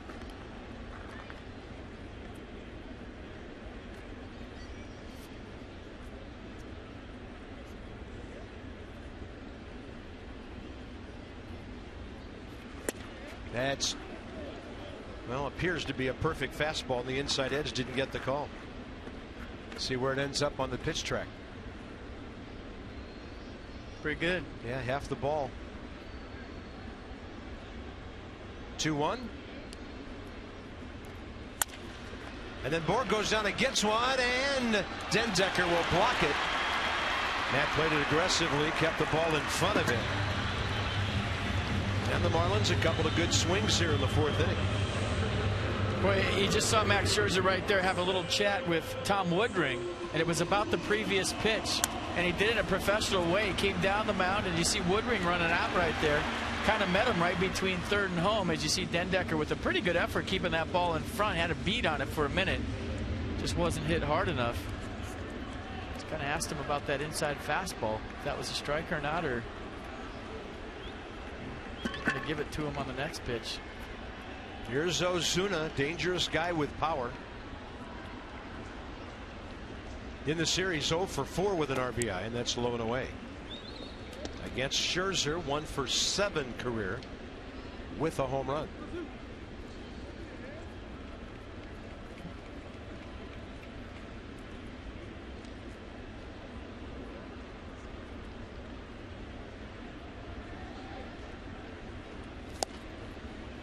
Well, he thought he could reach it. That thing was a strike for a while. More numbers from STG. Channeling a double play here. Actually, American Standard now bringing us this number. 4 double plays for the first time in nearly 2 full seasons. And a couple of the unusual variety last night. A 9.64. A 3.63, and the Nats had another one that was 1.65. Celebrate the season with the American Standard All-Star Sales event. Visit MidAtlanticComfort.com for amazing rebate and financing opportunities. 2-1 pitch for a short lead. Foul tip evens the count.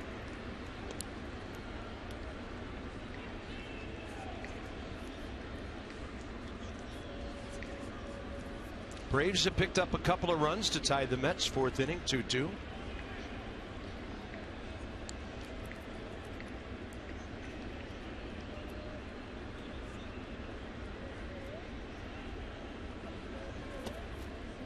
And the one scenario that would be pure torture is if for some reason the wheels fall off the Mets, the Nats get hot here at the end and reel off about 10 straight to end the season, and you end up 1 or 2 games back with none to play. That's why these first 2 games here in Florida, in my mind, were so important. How are you going to rebound from a tough series? I mean, human nature, like Matt Williams said after the game yesterday, is to say, okay, start thinking about next year and that you're not going to do this thing. But I'm telling you, stranger things have happened. You just never know. 3-2 drilled. Rendon, great pickup, and that gives Desmond plenty of time, even against a speedy runner. So, yeah, another double play. 4-6-3 into the 5th inning. Scherzer and the Nats 3-0.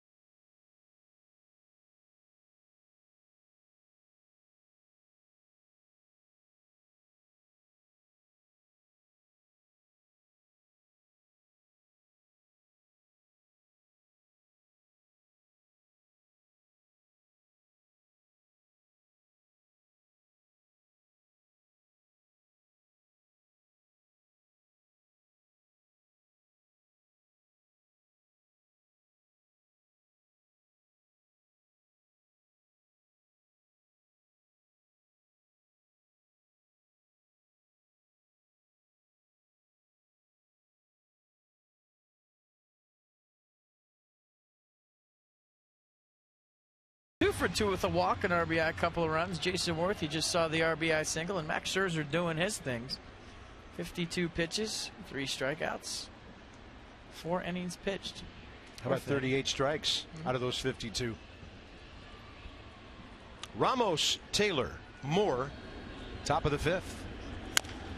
Wilson, a high chopper, about to be cut off by Martin Prado. In case you missed it, here's a 4th inning. The Nats put a couple on the board. Anthony Rendon, second hit of the day, bullet to left. That would score Michael Taylor, who led the inning off with a walk. And then Jason Worth, 2 out knock back up the middle. That scores Anthony Rendon, who we just showed you singling. And that's where we are, 3-0 Nats.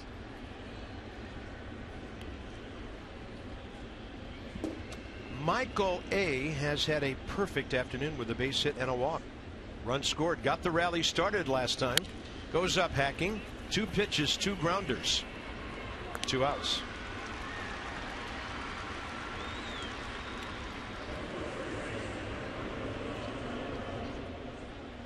Oh, Jay's in bobblehead right here. Touchdown Jordan bobblehead. First 25,000 fans, you will receive that on Friday, September 25th, 7:05 start. Phillies in town. Go to nationals.com for more details to see how you can watch Jordan Zimmerman on a bobblehead celebrate his no-hitter. Great day in Nats history. And the best call you've ever made on the last out. You nailed that. That was one of my favorite days ever. And the reason why is because it was the last day of the season and everybody played. How often do you see that in a no-hitter where Matt Williams just empties out the bench and you got call-ups playing and this guy playing, and he and Ramos were it? Yeah, for the whole game. Wilson Ramos was only supposed to catch a few innings and have the rest of the day off, but they had that no-hitter thing going and scratching. That scorecard looked like a spring training scorecard, and he threw a no-hitter. It was great. And then last out, obviously. It was cool. Thank you. And thank you, Jordan. Yeah. 0-2. Tyler Moore 1 for 2. He just rifles another one to left, and Tyler Moore finally being rewarded for some of those swings we have talked about in this series when he has centered the ball really well. Well, first time up, he hit a deep fly ball for an out. Then he got that C&I ground ball, hit it hard through the left side, and this one on a line. And some laundry on that line drive to left. So Tyler Moore, a 2 for 3 day, and now a 3 for 10 series. Max Scherzer 0 for 1, sack bunt last time up. He can wail here and try to join Jordan Zimmerman as the only Nats pitchers with a home run in this ballpark. We'll settle for a single, though, as a kind of a humorous word with Tom Woodring on the ball 1 call.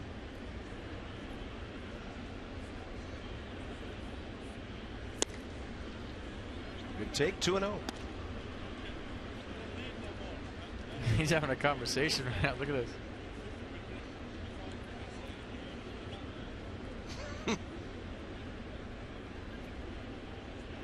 I love it. He'll pull it to short. And Rojas across the diamond. The Nats go with 3 ground balls. Tyler Moore interrupts the 1-2-3 inning with a second base hit. 3-0 Washington.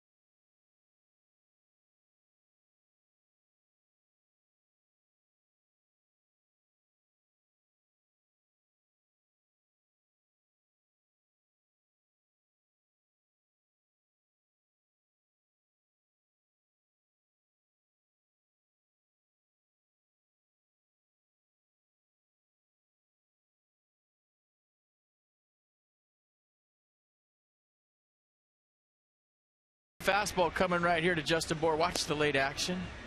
And this slider, nasty. And the last one to Christian Yelich, even nastier.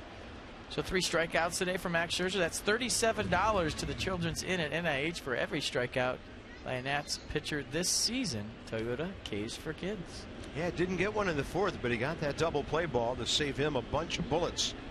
Dietrich, Rojas, and Mathis. 6, 7, 8 for the Marlins, and a breaking ball in there.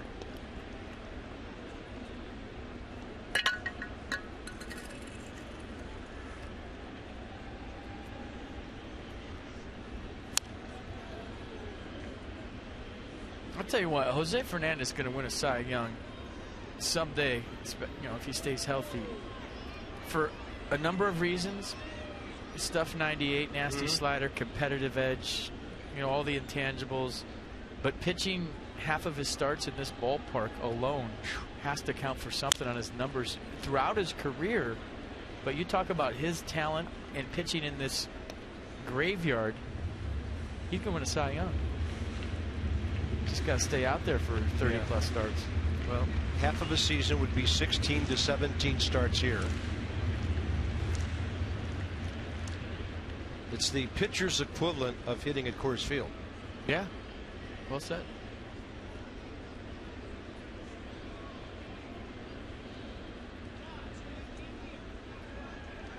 0-2 pitch. And Scherzer lets an off-speed pitch that just kind of fades way outside.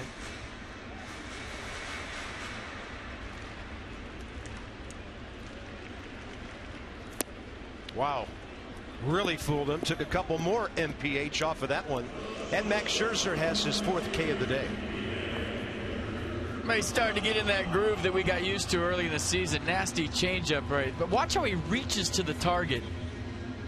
And when you reach out there and try to throw it through Wilson Ramos's glove, you get that action because now you're out front, you're on top, you're getting extended, and you get the life on the fastball, the life on the slider, and that was a nasty changeup for strike 3.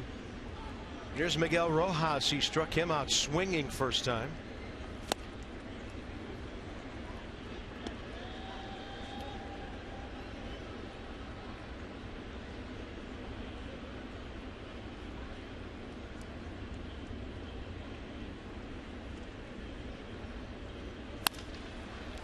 And this one out to short right. Rendon out, Worth in. Anthony has it, 2 down. Nats Plus is back for the 2016 season, and memberships are on sale now. Enjoy the best seats in the house at the best price. Access to private on-field events. All kinds of great stuff going on. Memberships give you a year-round Nationals experience. Visit nationals.com/Nats Plus and join today.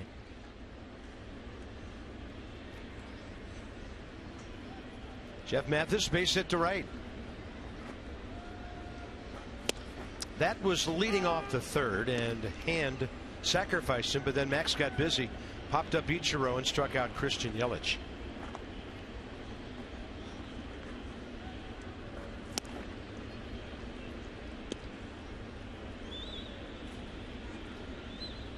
And the pitcher on deck.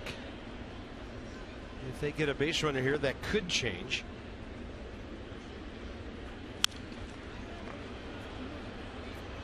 Well, talking about leg kicks, Jeff Mathis is incorporating one for the first time in his career. Frank Mendocino's been working with him a lot like Matt Dendecker. And you remember against the Mets the last time they were in town, he hit his first home run of the season. He's created a lot more pop with that leg kick.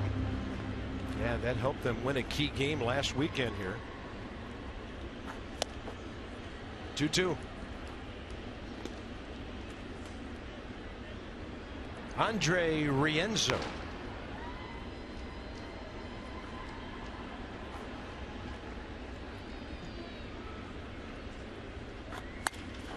To third, and Escobar took a bit of a stumble after he got the ball. It kind of took him into left field with it.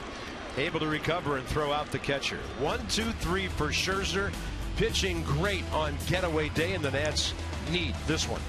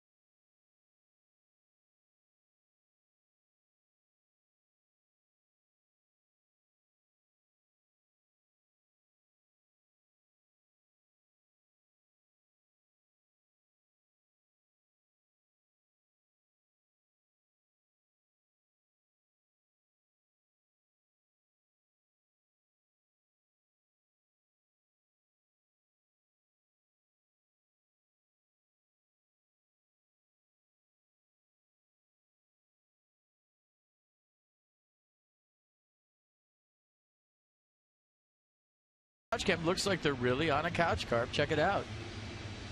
Good looking crew, Monument t-shirt, Nats hat. Well done, guys. On their couch. It's brought to you by T-Mobile. Thanks, guys. Some fishes. Yeah, and the guy who's been doing most of the hunting today is Anthony Rendon. He has been perfect. Single in the first, walk a run in the third, single, RBI, another run in the fourth. And Anthony Rendon now is 5 for 10 in this series, on base 6 times. Another inning for Jose Urena. I wonder if those fish stay here once the season's over. What do you think? J. Cole and Taylor Jordan. Max Scherzer only has 64 pitches. That could be side work.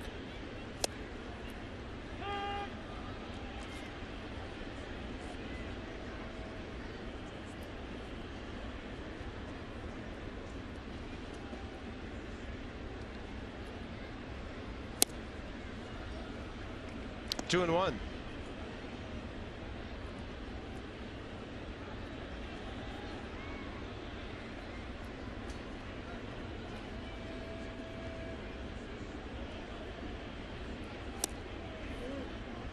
Anthony really seeing the ball well, not biting on anything that's not in his hitting zone right now. Seeing it big.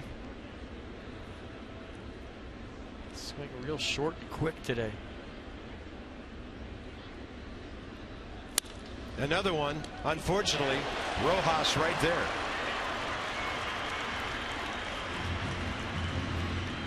Bullet. A little cut to that fastball. 3-1 went right onto his barrel. And watch how short, quick, compact. Third line drive of the day for Anthony Rendon. Locked in. Escobar on base twice. Base hit in the third, walk in the fourth. 2 at-bats that extended innings so the Nats could score. Left side, 1 hop. Everybody's swinging early right now, and Prado takes care of that. That'll bring in Matt Dendecker for his 3rd AB of the day after replacing Bryce Harper. So Harper hurt in the first inning on a base running collision. The Nats box. Rendon the star right now, but also Tyler Moore. 2 line drive hits to left field in that number 8 spot.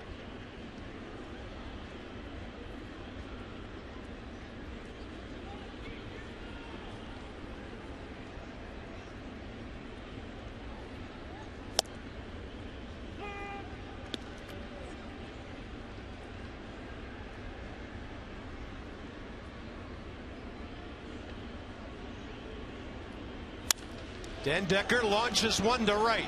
Ichiro going back. See you later. Matt Dendecker, 3rd of the year, RBI number 7, and the Nats have a 4-run lead. First home run by either team in this series. Well, that's the leg kick that Dan was talking about, adding more pop to his swing. And you see the results right there. 3rd major league home run of the year. That leg up early, get it down soft. Right where he was looking. In a ballpark where it's tough to leave, Matt Dendecker does. It makes it a 4-0 game. Nice catch by the Marlins fan.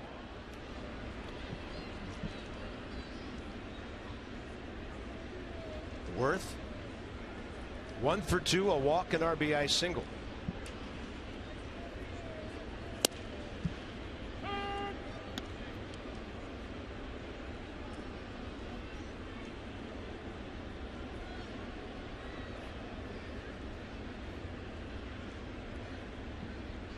One and Worth will launch one to left center. Ozuna and Yelich back there, and he did yell. Christian takes it, called Ozuna off, and that's it for the Nats in the 6th. Aggressive hitting approaches, guys swinging early in the count, and Matt Dendecker gives the Nats a 4-run lead.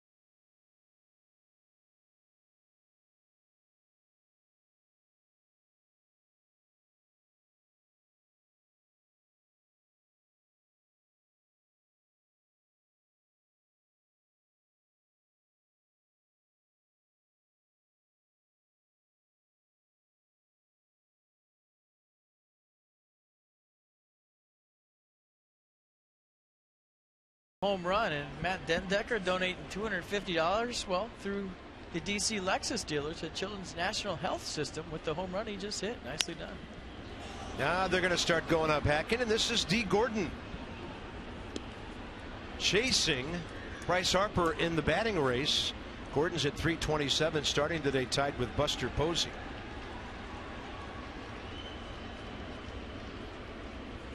Gordon against Max Scherzer, career 7 for 20. First 2 games of this series, he went 2 for 8.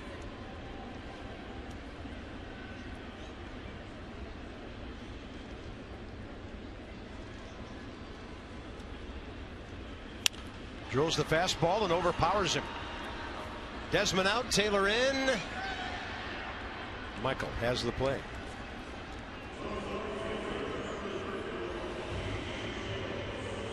So the Marlins box pretty empty. First inning double, Prado stranded. Leadoff hit, third inning, Jeff Mathis never made it beyond second base. Bohr in the fourth, wiped out on a double play, and that is it for their hits.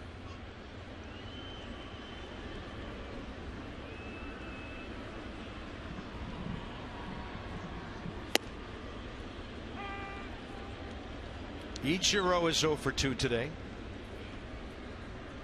In the series, 3 for 9 with all of those last night.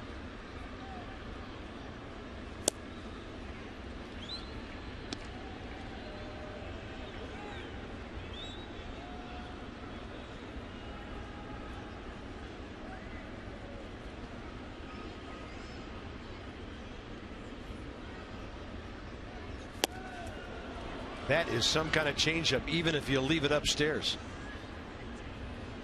Yeah, commanded all of his pitches,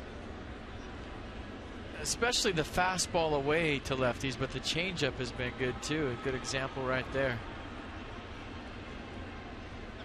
And you think of his best outings this year, the fastball away to righties against the Brewers with the slider off of that, and then in the no-hitter against the Pirates, the fastball away to lefties and all the other pitches off of that. When he stays away with the fastball, keeps it down consistently at 95 to 97, that's when you know Max Scherzer's dealing, because it sets up all of his other pitches. Wow, look at that ratio all day long.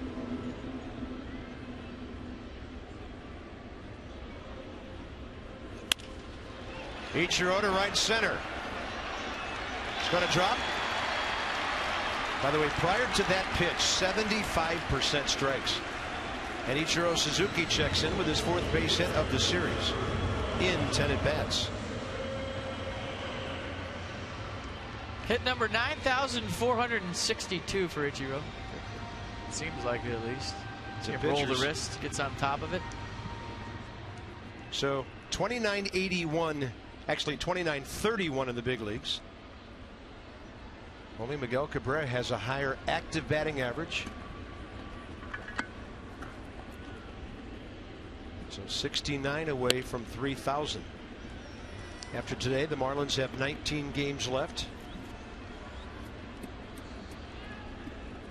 So he'll be turning turnstiles somewhere next year, whether it's here or some other ball club that needs a really good left-handed bat. Still 2-0. Yelich 0 for 2, ground ball and a strikeout.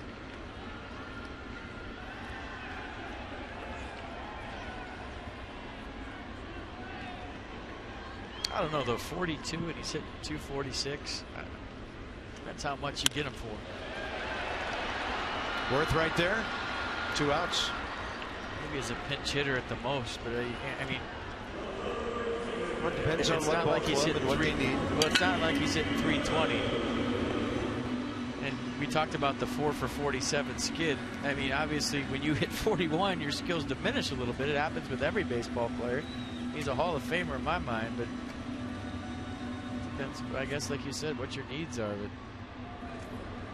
we'll see.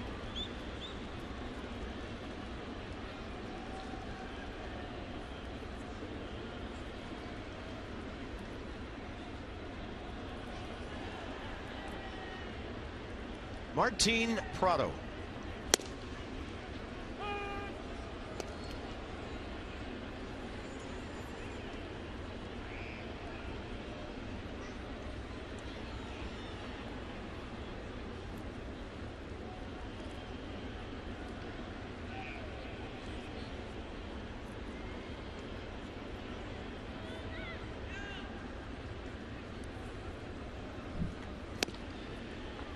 So few guys on base today. We haven't really seen Max have to hold much with anybody on.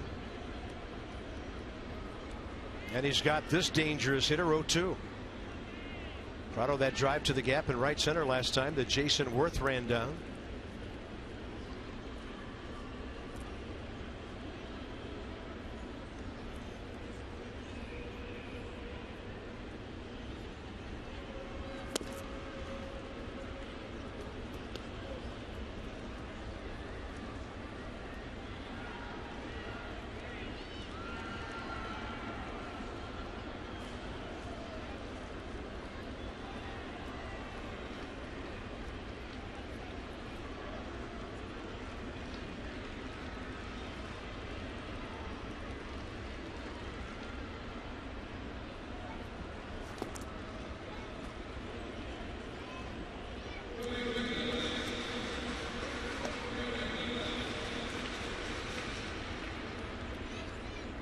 Prado 1 for 2 with a double.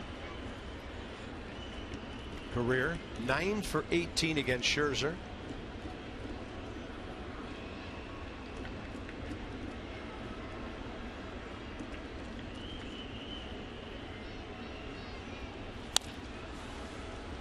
I like when you see Max Scherzer out there shaking off Wilson Ramos. And why? Well, you know, that means he really is focused and he knows what he wants to do to every hitter. You know, there's been times this year in his best games where you see him shaking off 2, 3, 4 times on a certain pitch to get to what he wants to throw. And I think as a pitcher, having conviction and commitment to the pitch far more important than just shaking your head yes and throwing what the catcher wants you to throw. And that comes with time and that comes with experience. Got him. Nasty slider to end the 6th inning. So not one of Scherzer's big strikeout days, but a definitely big pitching day for Max, looking like an ace.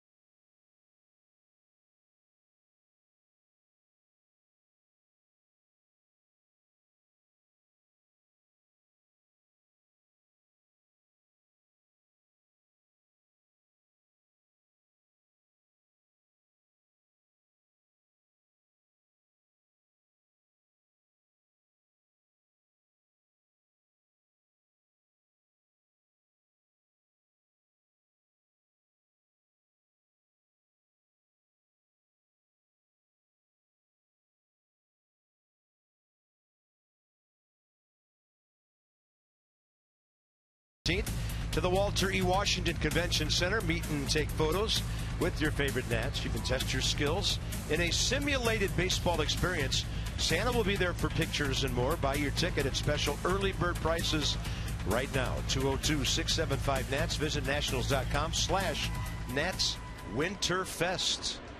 D. Gordon stays in, batting 9th to play second base. And the new pitcher batting 6th. 27-year-old right-hander Andre Rienzo. Ian Desmond is up there hacking. Rienzo, first appearance of this series.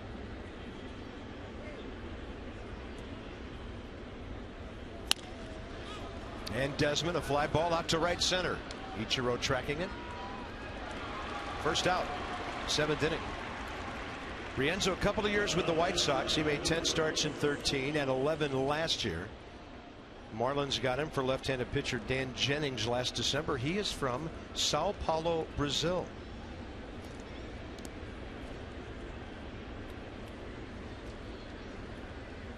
Tell you what, if you played here 81 games, it would really make you change your swing as a hitter and think about getting on top of the baseball, because fly balls just die here.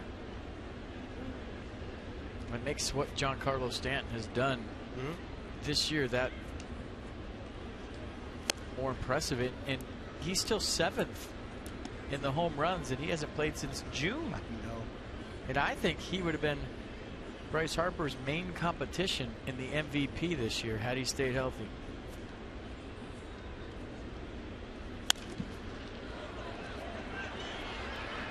And it might be a 2-horse race in the future with those two. Yeah.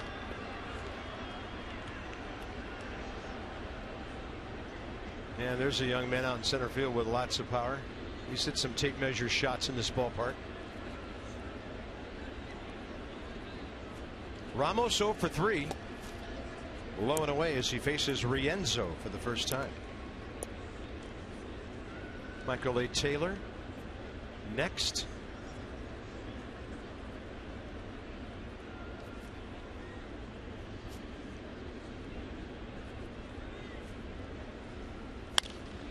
Ramos in the air to right.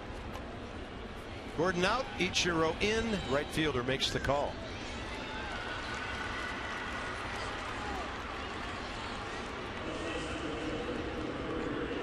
And a reminder again today, tune into the Nats Extra Postgame Show. Johnny Holiday and Ray Knight, presented by W.B. Mason when this one's over.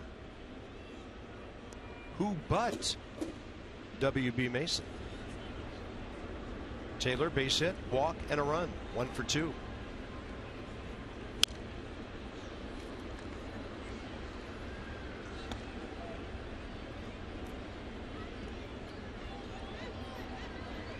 And in the series, 1 for 9 with a walk.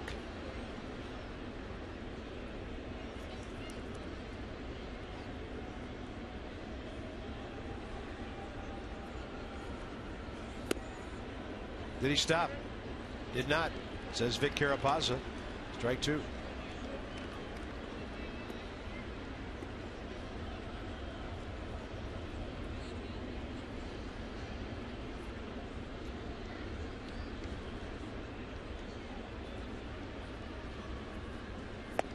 Just while I'm thinking it, I don't know if Denard's watching, but I hope he's getting better. Sure miss him being around the ball club. Miss watching him play center field. It's been fun to watch Michael Taylor all year, but having the pleasure to watch him over the years, one of the best defensive center fielders I've ever seen. Yeah, one of the best guys we've ever had on this team too. Our best two, Denard Span. 1, 2, 3, go the Nats. Didn't know there was a hurricane outside. The Hyundai 7th inning stretch. Max Scherzer back to work.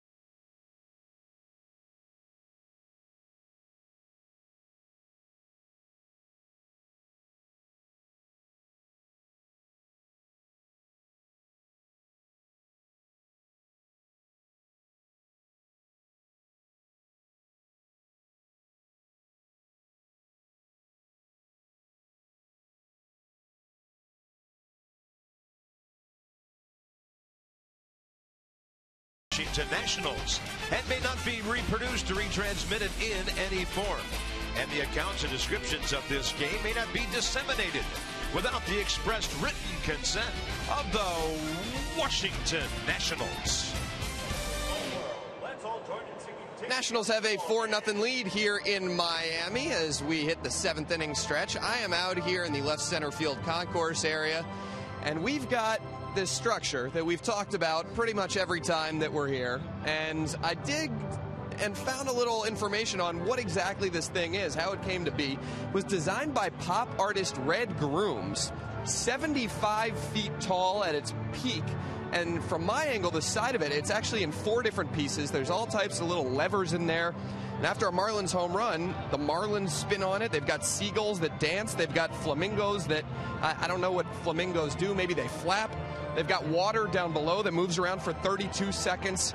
Marlins owner Jeffrey Loria said he wanted his own home run contraption. You know, the Mets have the apple that pops up. He wanted something that was different in Miami, and he certainly got that. This thing cost $2.5 million to make, which is kind of mind-boggling. And gentlemen, I know you're going to be very sad when we leave here because we won't have any more Pinocchio Dolphins or any more trips to see this home run sculpture this year. Very, very sad moment. And for those who don't know where Pinocchio Dolphins originated, I had a little slip up years ago. First year we were here, I called them Dolphins instead of Marlins, and then FP attached Pinocchio to them because of the I mean, hold on. I'm trying to get it together right now as we say goodbye to that. The last time we'll see it this year. That was great, Dan. Whatever flamingos do, I don't know, flap. They kind of stand around. That's the report of the year from Mass and Dan. That was fantastic. $2.5 million for that. All right. Well, Max Scherzer, inning number 7 here, 81 pitches, 59 strikes. So while we all try to keep our emotions in check, this one goes to the bottom of the 7th. With Justin Bourne leading off, Nats lead 4-0. You know, that was a great shot from the side. I didn't know that was in 4 pieces because we've only seen it from this angle, and I didn't know it was 4-dimensional. $2.5 million.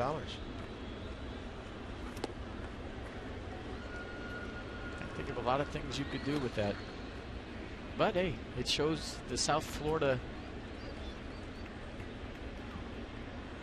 It's Scott McGough throwing for the Marlins in their bullpen. Something. And bore a fly ball to center. Michael A. Taylor broke back, got a good read on it. 1 out, 7th inning.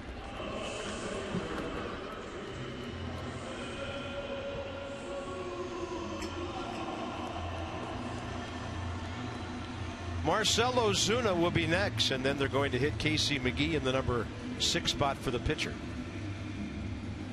At least that's the plan for now. We'll see if that changes, if they get anybody on.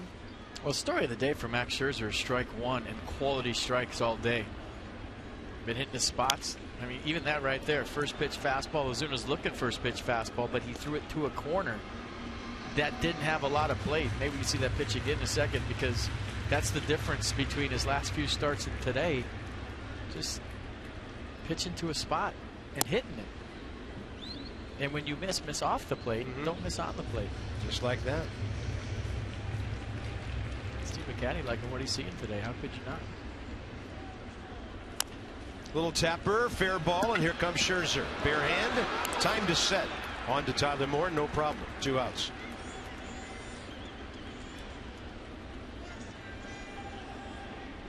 We had another good pitch. Watch the location.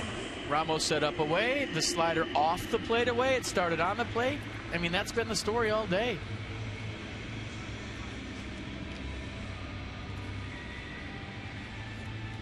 Stalking. You could tell we had some shots of him before the game in the dugout. He's always focused, but today he looked like he was on a mission. There's Casey McGee. 1 for 4 career against Scherzer.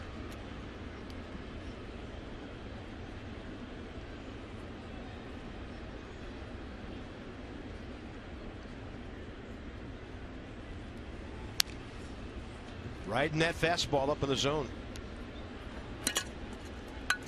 My favorite Max Scherzer mannerism is late in the game when he's letting it all out, and he does the elbows out back pedal up the mound after he throws the pitch.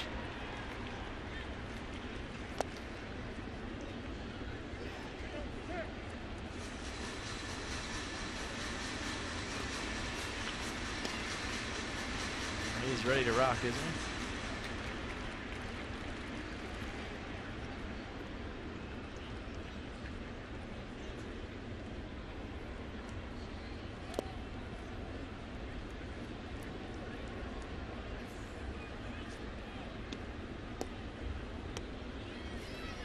Last time he gave up 4 hits or fewer, early August against the Diamondbacks. He had thrown that 3-hitter here in 7 innings before that game. And the fastball is outside, 3-2.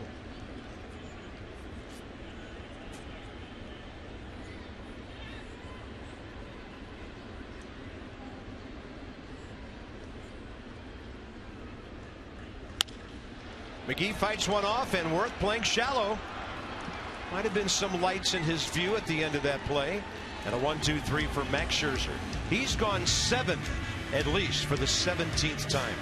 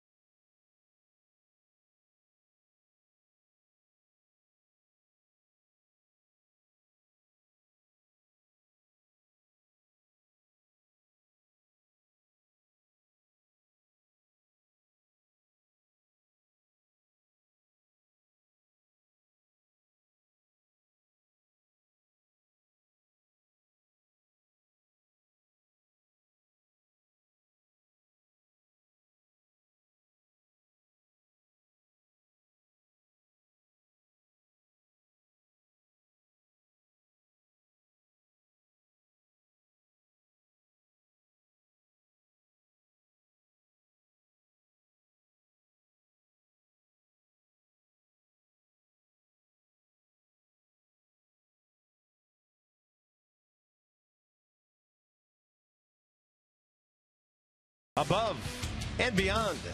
And by Night Point Systems, they offer the technology you need when you need it. Snowflake. Now there's a quarterback who can scramble right there, huh? He can get all over the place. Look at that. Or flipper. Now you're just showing off. That's awesome. All right.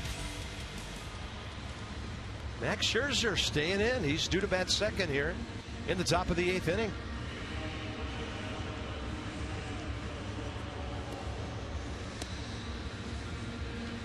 So Scherzer, 7 outstanding innings, no runs on 4 hits.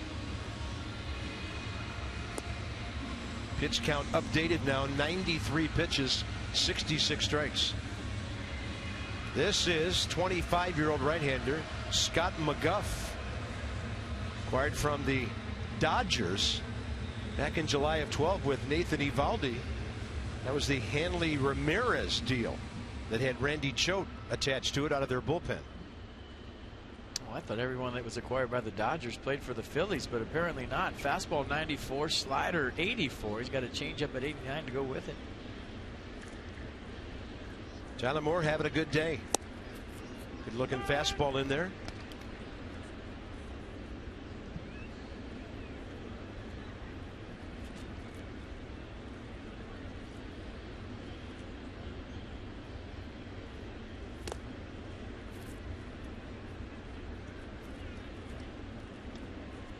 As a hitter, when you got a couple hits under your belt, you're feeling nice and relaxed. It doesn't matter where you're playing. Tyler Moore is thinking about doing some serious damage here with 2 in the bag already.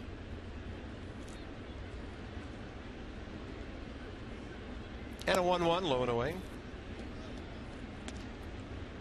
Scott McGough, originally drafted by his hometown Pirates in 08, didn't sign, 48th round, went to the University of Oregon, then the Dodgers eventually got him in 2011.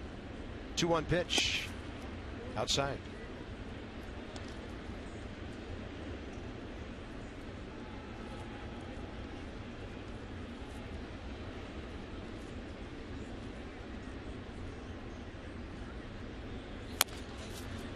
Third base, Prado can wait for it and gun it all the way across for the out.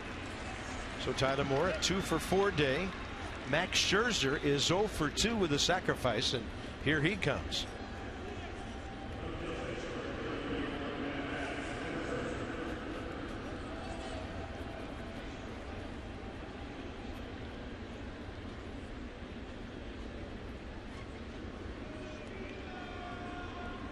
Probably just wants to tap one to short and go take a seat, or just stand up there for 3, either one.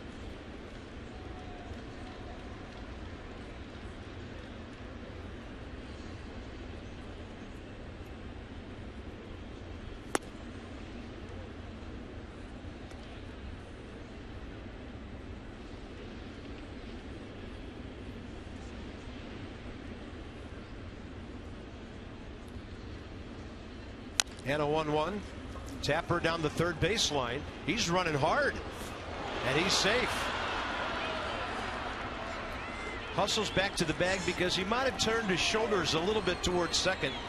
So he got back, and D. Gordon was backing up that play. And there's a serious hustle from Max Scherzer. Yeah, scratch whatever I said about tapping one to short and going back to the dugout. Max Scherzer wants a base hit in the worst way right here, and I think he got one. Great hustle by the Nats pitcher. Look at him put his head down and go. He is going to beat that out all the way, no doubt about it. There's the shoulder turn you were talking about, Carp. And he had to hustle to get back to first base after he beat it out. Hey, it's your day to play. It's your day to play. Love the way Max Scherzer approaches the game of baseball, whether he's at the plate or on the mound. 1 on, 1 out. Here's Rendon, who's had a great day. Only a line drive at the shortstop has kept him from being perfect.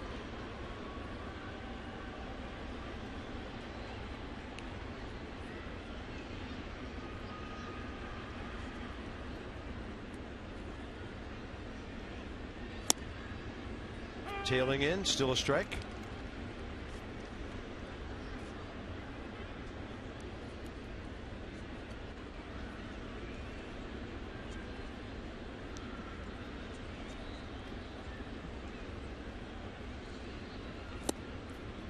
And the slider just missing.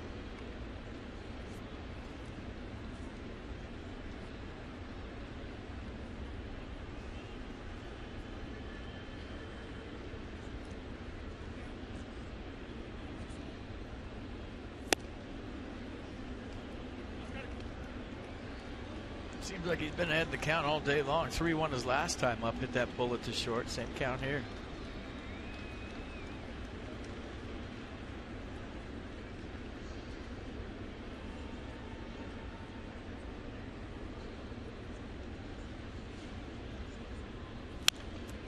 There's that quick bat.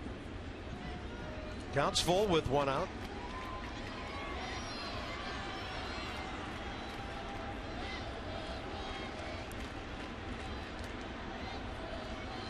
Escobar on base 2 more times today.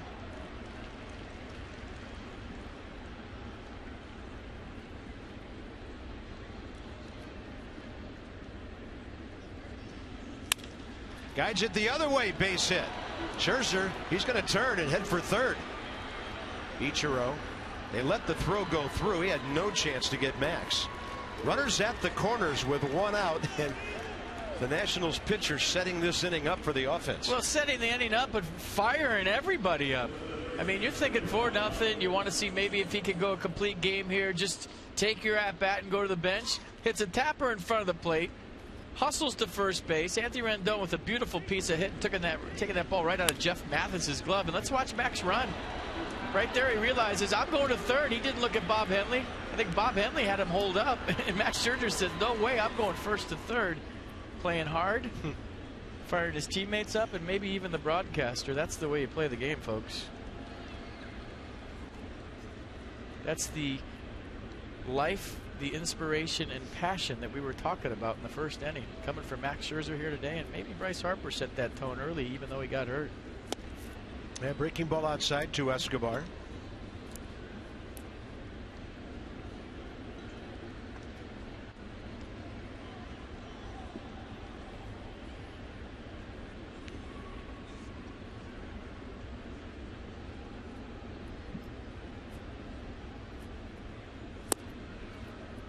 Two and 0. Matt Dendecker home run last time up.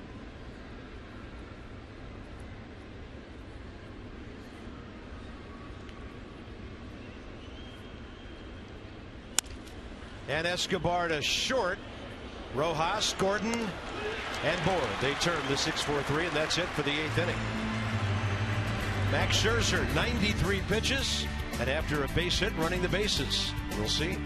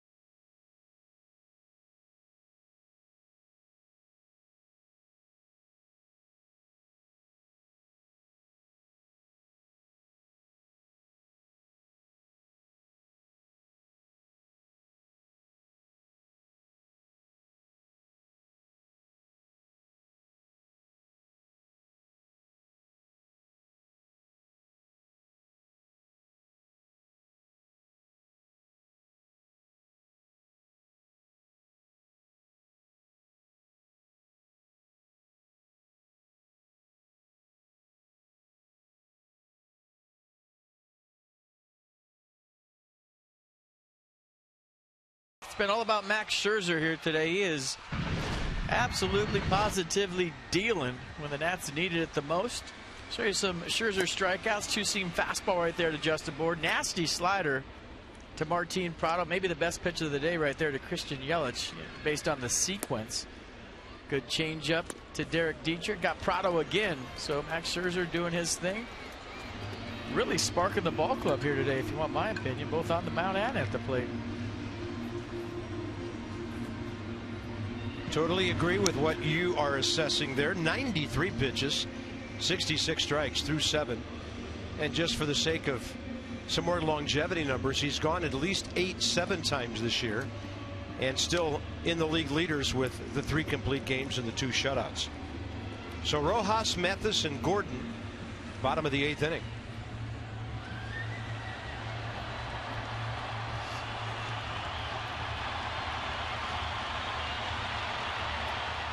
Well, that's the loudest the crowd's been all day here at Marlins Park.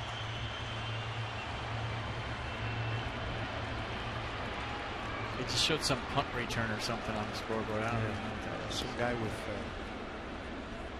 white uniform and some teal trim. Guy in a Dolphins uni. Against the burgundy and gold. Yeah. Rojas 0 for 2.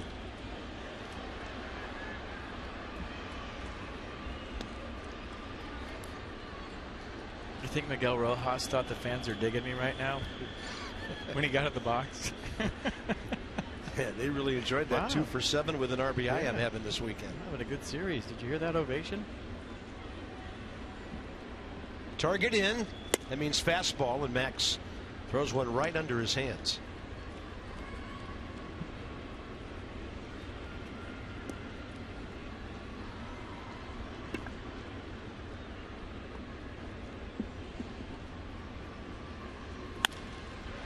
And into center. No problem for Michael A. Taylor. Felipe Rivero in case.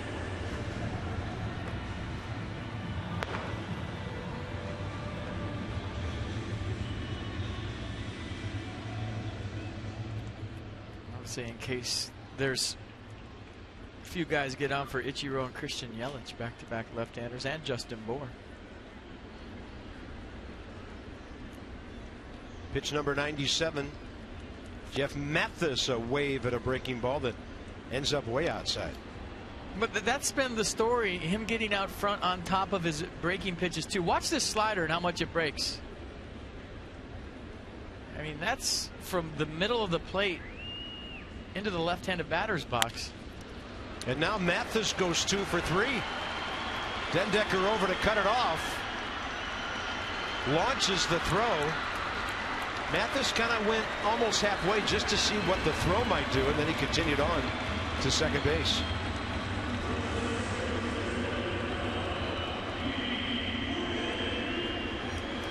A little stutter step as he came around first base, but you know this ball's 340 feet away when Matt Dendecker gets it, so this is a double all the way for Jeff Mathis. I mean, he's going away from the play. He's almost on the warning track.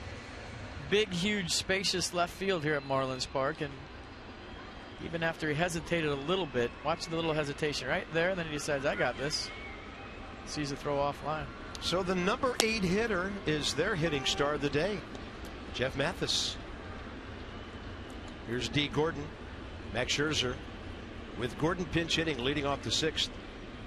Got him on a fly ball to center.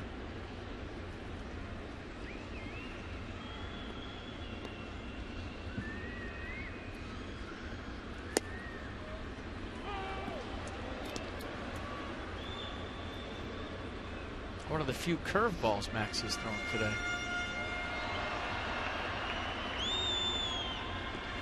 At 100. Now Felipe joined by Blake Trinan.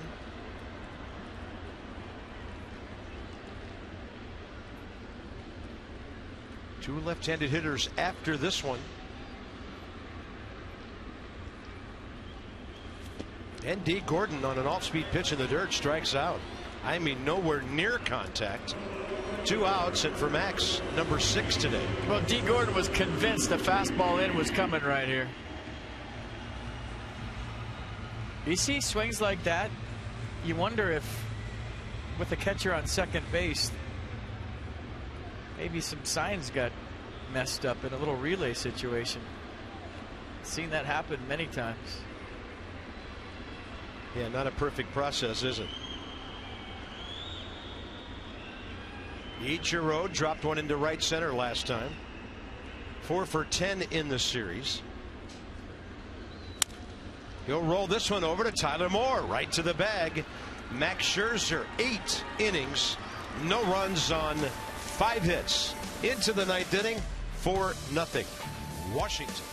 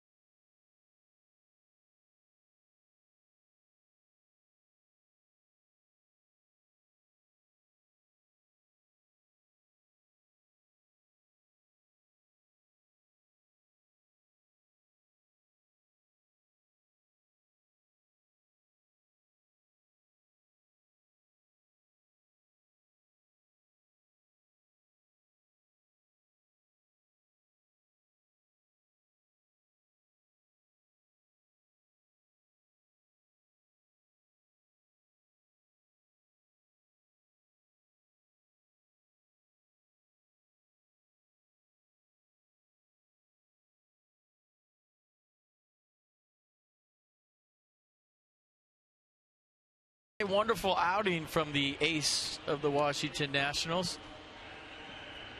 He was in the strike zone, strike one all day long, but he got a little help from his offense. Time for your Miller moment, just like we promised you earlier in the game. It's Miller time. How many times do you see it off the bench? For Bryce Harper today, Matt Dendecker going lower decker with the tater to make it 4-0. That's your Miller moment. Check out the power zone right in the middle of that red blotch.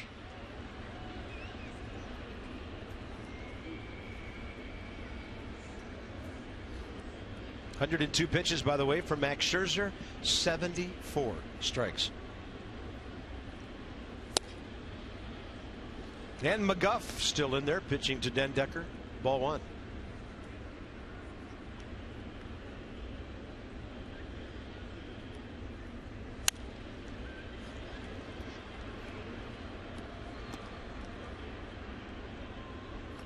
With that leg kick, it's such a feel thing as a hitter, because it's based on the delivery of the guy you're facing, his release point, you know, whether he slide steps you, he's got a big leg kick, so you're just kind of up there feeling when you start it and when you put it down. And so it can vary from pitcher to pitcher, or in the same pitcher out of the windup versus out of the stretch. So it's always a work in progress. That's why when it's good, it's really good. And when it's off, it can be hard to find.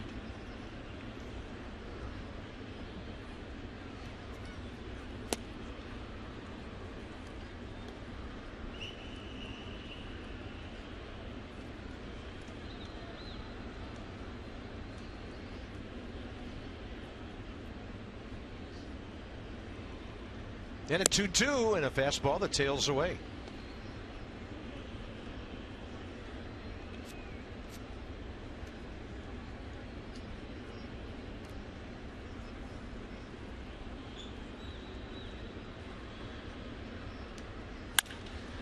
That ball ripped, and it's right to D. Gordon for the first out, 9th inning.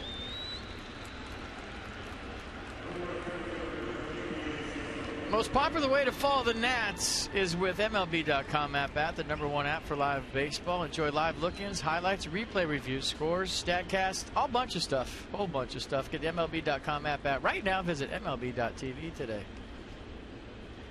Jonathan Papelbon about to make his first appearance of this series. Not a safe situation, but when you have to win almost every day, pretty much is. Jason Worth on base twice, a walk and an RBI single.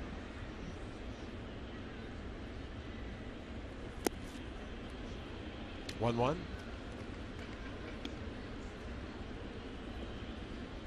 Max Scherzer telling Gio how he was feeling out there today. He was vintage Max.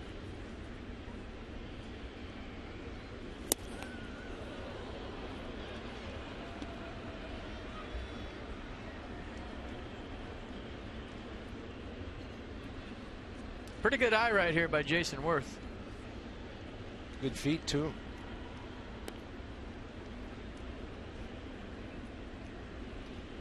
Braves just scored a run in the 7th to tie the Mets 4-4.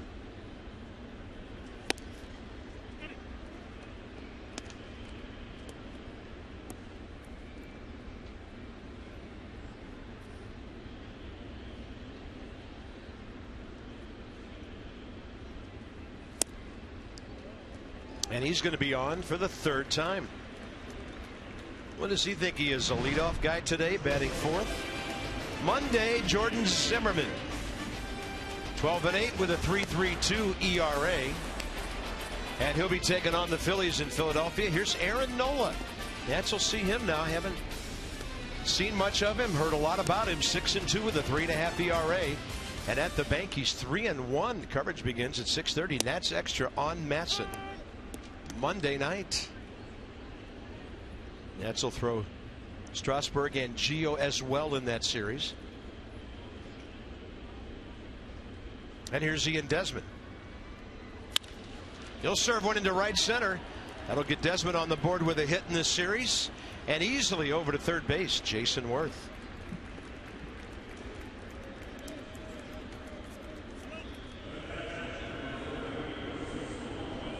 tell you what, it's a pretty swing by Ian Desmond. I mean, so many times early in the season he was swinging from his heels, but watch this, just smoothing that slider to right field. That's a beautiful swing, and if he can ever make that a consistent part of his offensive repertoire, I mean, that's how you go from 250 to 300, swings like that. Take a little off, 80%, hit behind the runner. That was beautiful.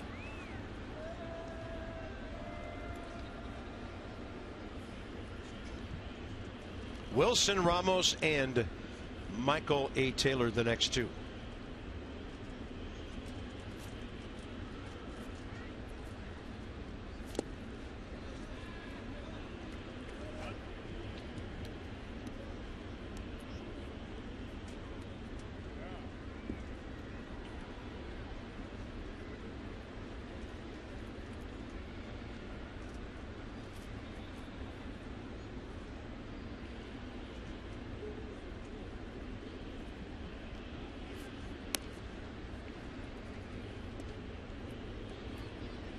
Wilson 0 for 4 today in the series, 2 for 10.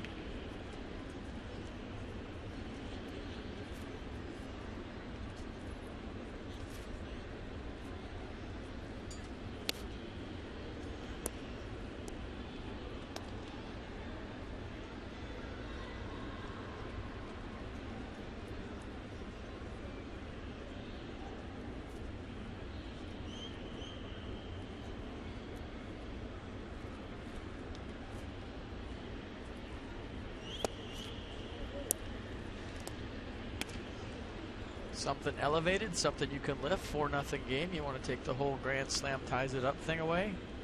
Big run right here.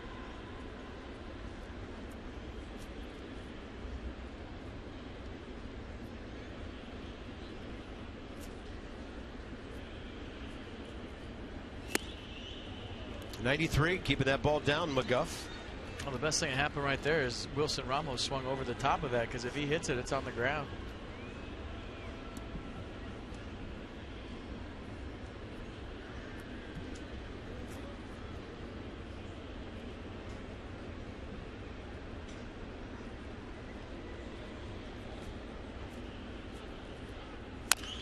There's a chopper to third. And the out at second. No chance for a relay from D. Gordon. And Ian Desmond was right in there on him, and Ian's hanging around the bag. I thought he beat that. I don't know why he didn't slide. Maybe he thought the throw was going across to first base based on the tapper in front of the plate. If they're telling him to stay there, they might challenge this. And in the 9th inning, Matt Williams, you can't take him with you on the plane. I'm sure he's going to look at this either way. Was D. Gordon's foot on the bag? Apparently it was, and they're not challenging. RBI for Ramos is 63rd. And Ian Desmond out on a 6-4.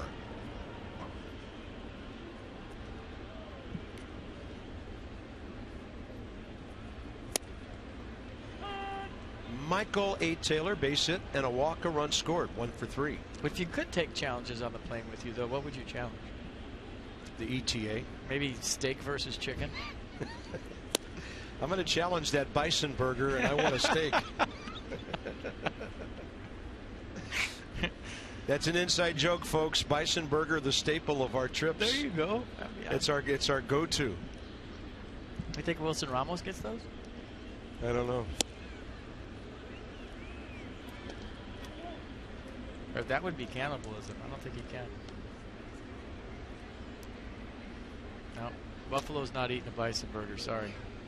So the Nats turn a Worth walk into a run with the help of a Desmond base hit and a Ramos ground ball. Taylor reaching out to hit that one to deep short. That's it for the Nats in the 9th. They score 5 runs on 11 hits today. Papelbon on the way.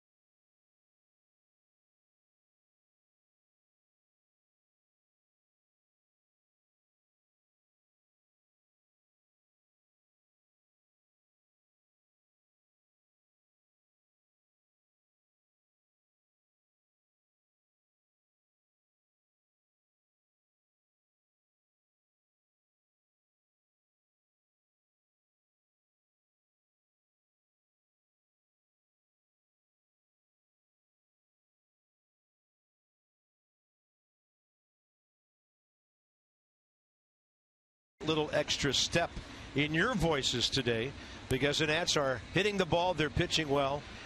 And Matt Williams, here's the plan. It's not Papelbon to start tonight. It's Felipe Rivero because they have Yelich, Prado, and then another lefty, Bohr. Anything goes wrong, Papelbon will be ready, but Felipe will start the inning and maybe finish it. I think that 5th run is another big reason why, too. Changes a lot, doesn't it? It does. Now, one swing doesn't beat you if they load the bases. Different scenario. So Matt Williams going with Felipe Rivero and the big fastball, the upper 90s fastball. And I think someday he's going to be a closer. It's the 7th and 8th innings here. Actually 2 outs in the 7th, then the 8th here on Friday night. Got 5 hitters, 5 outs, including a double play ball. And in that game, he got Yelich and a ground ball to short, as he did Prado. A little bit outside to Christian Yelich. Lined out to Jason Worth in right field. Last time up, 0 for 3. And in the series, 2 for 11.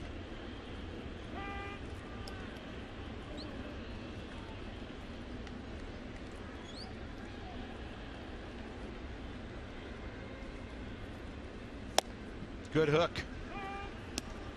Man, nice slider at 85. Started it right at Yelich.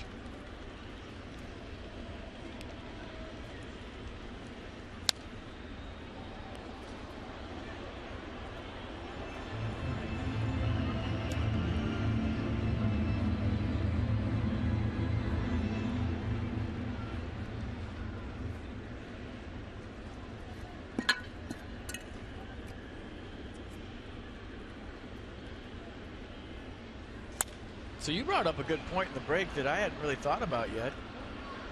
The reception that Jonathan Papelbon is going to get in Philadelphia, where we're heading next, that could be worth the price of admission. That is going to be some kind of moment. Tight ball game. He comes in for a save. I'm sure Philly fans will be delighted to see him back. Of course they will. This one out to short, and Ian Desmond positioned perfectly for the first down. You know what? He won't care a bit either. He'll feed off. Oh, he'll soak it up. Yeah, he'll love every minute of it.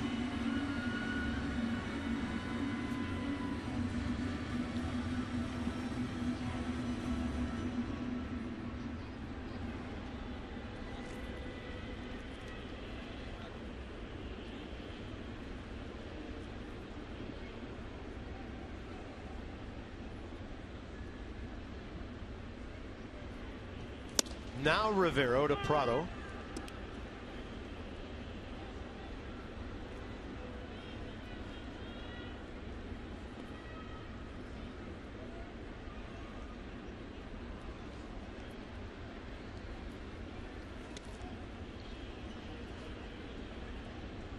Just missed.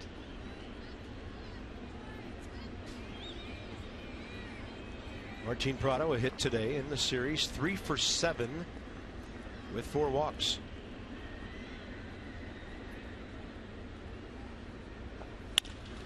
This bouncer to the right side.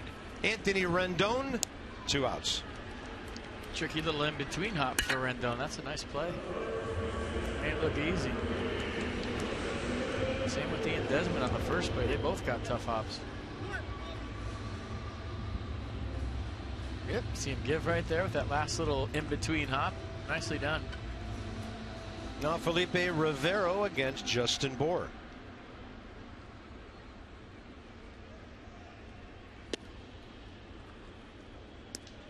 And they will match up for the first time.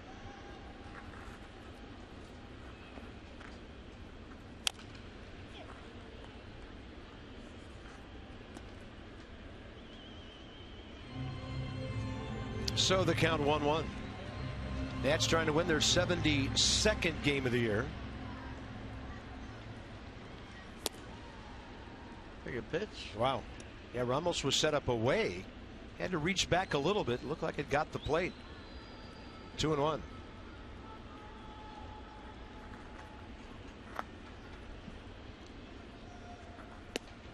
Front door breaking ball stays inside.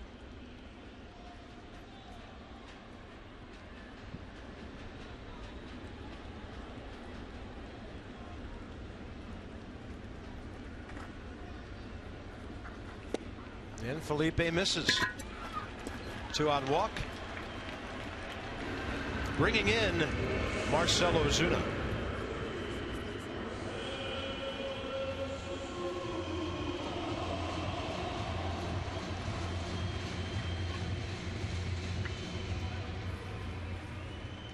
That's turned another double play today. What a series. 8 double plays in 3 games, including 4 yesterday. When you start inventing 964 double plays, you're going to set records. I've never seen 964, 165. A 964 double play.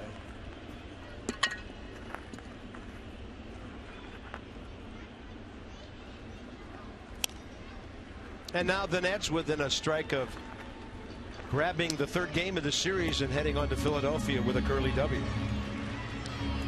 Looks like the 2 cities are going to push today. Yeah, time running out on the Redskins, huh? 0-2.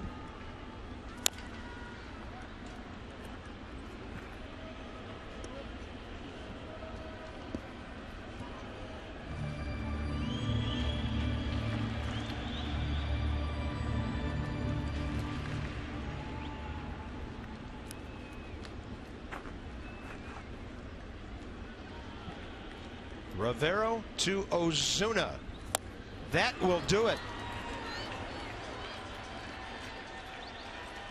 So the Nats come up big, and Max Scherzer comes up really big. Yeah, it's good to see him get back to form here today against the Marlins. Matt Dendecker didn't think he was going to play. Bryce Harper injured in the 1st inning. He comes up big. Anthony Rendon. Bats were good today. Defense was good. Max Scherzer was the best. What an outing from the Nats right-hander. Max Scherzer goes 8 innings for the 8th time this year. 102 pitches, 74 strikes, and now it's on to Philadelphia for FP and Dan. Bob Carpenter. The final, the Nats win it, going away 5-0. And Max Scherzer now has that elusive 12th win. 7 o'clock tomorrow night from Philadelphia. This has been a presentation of Masson. Johnny and Ray straight ahead from Miami. See you later.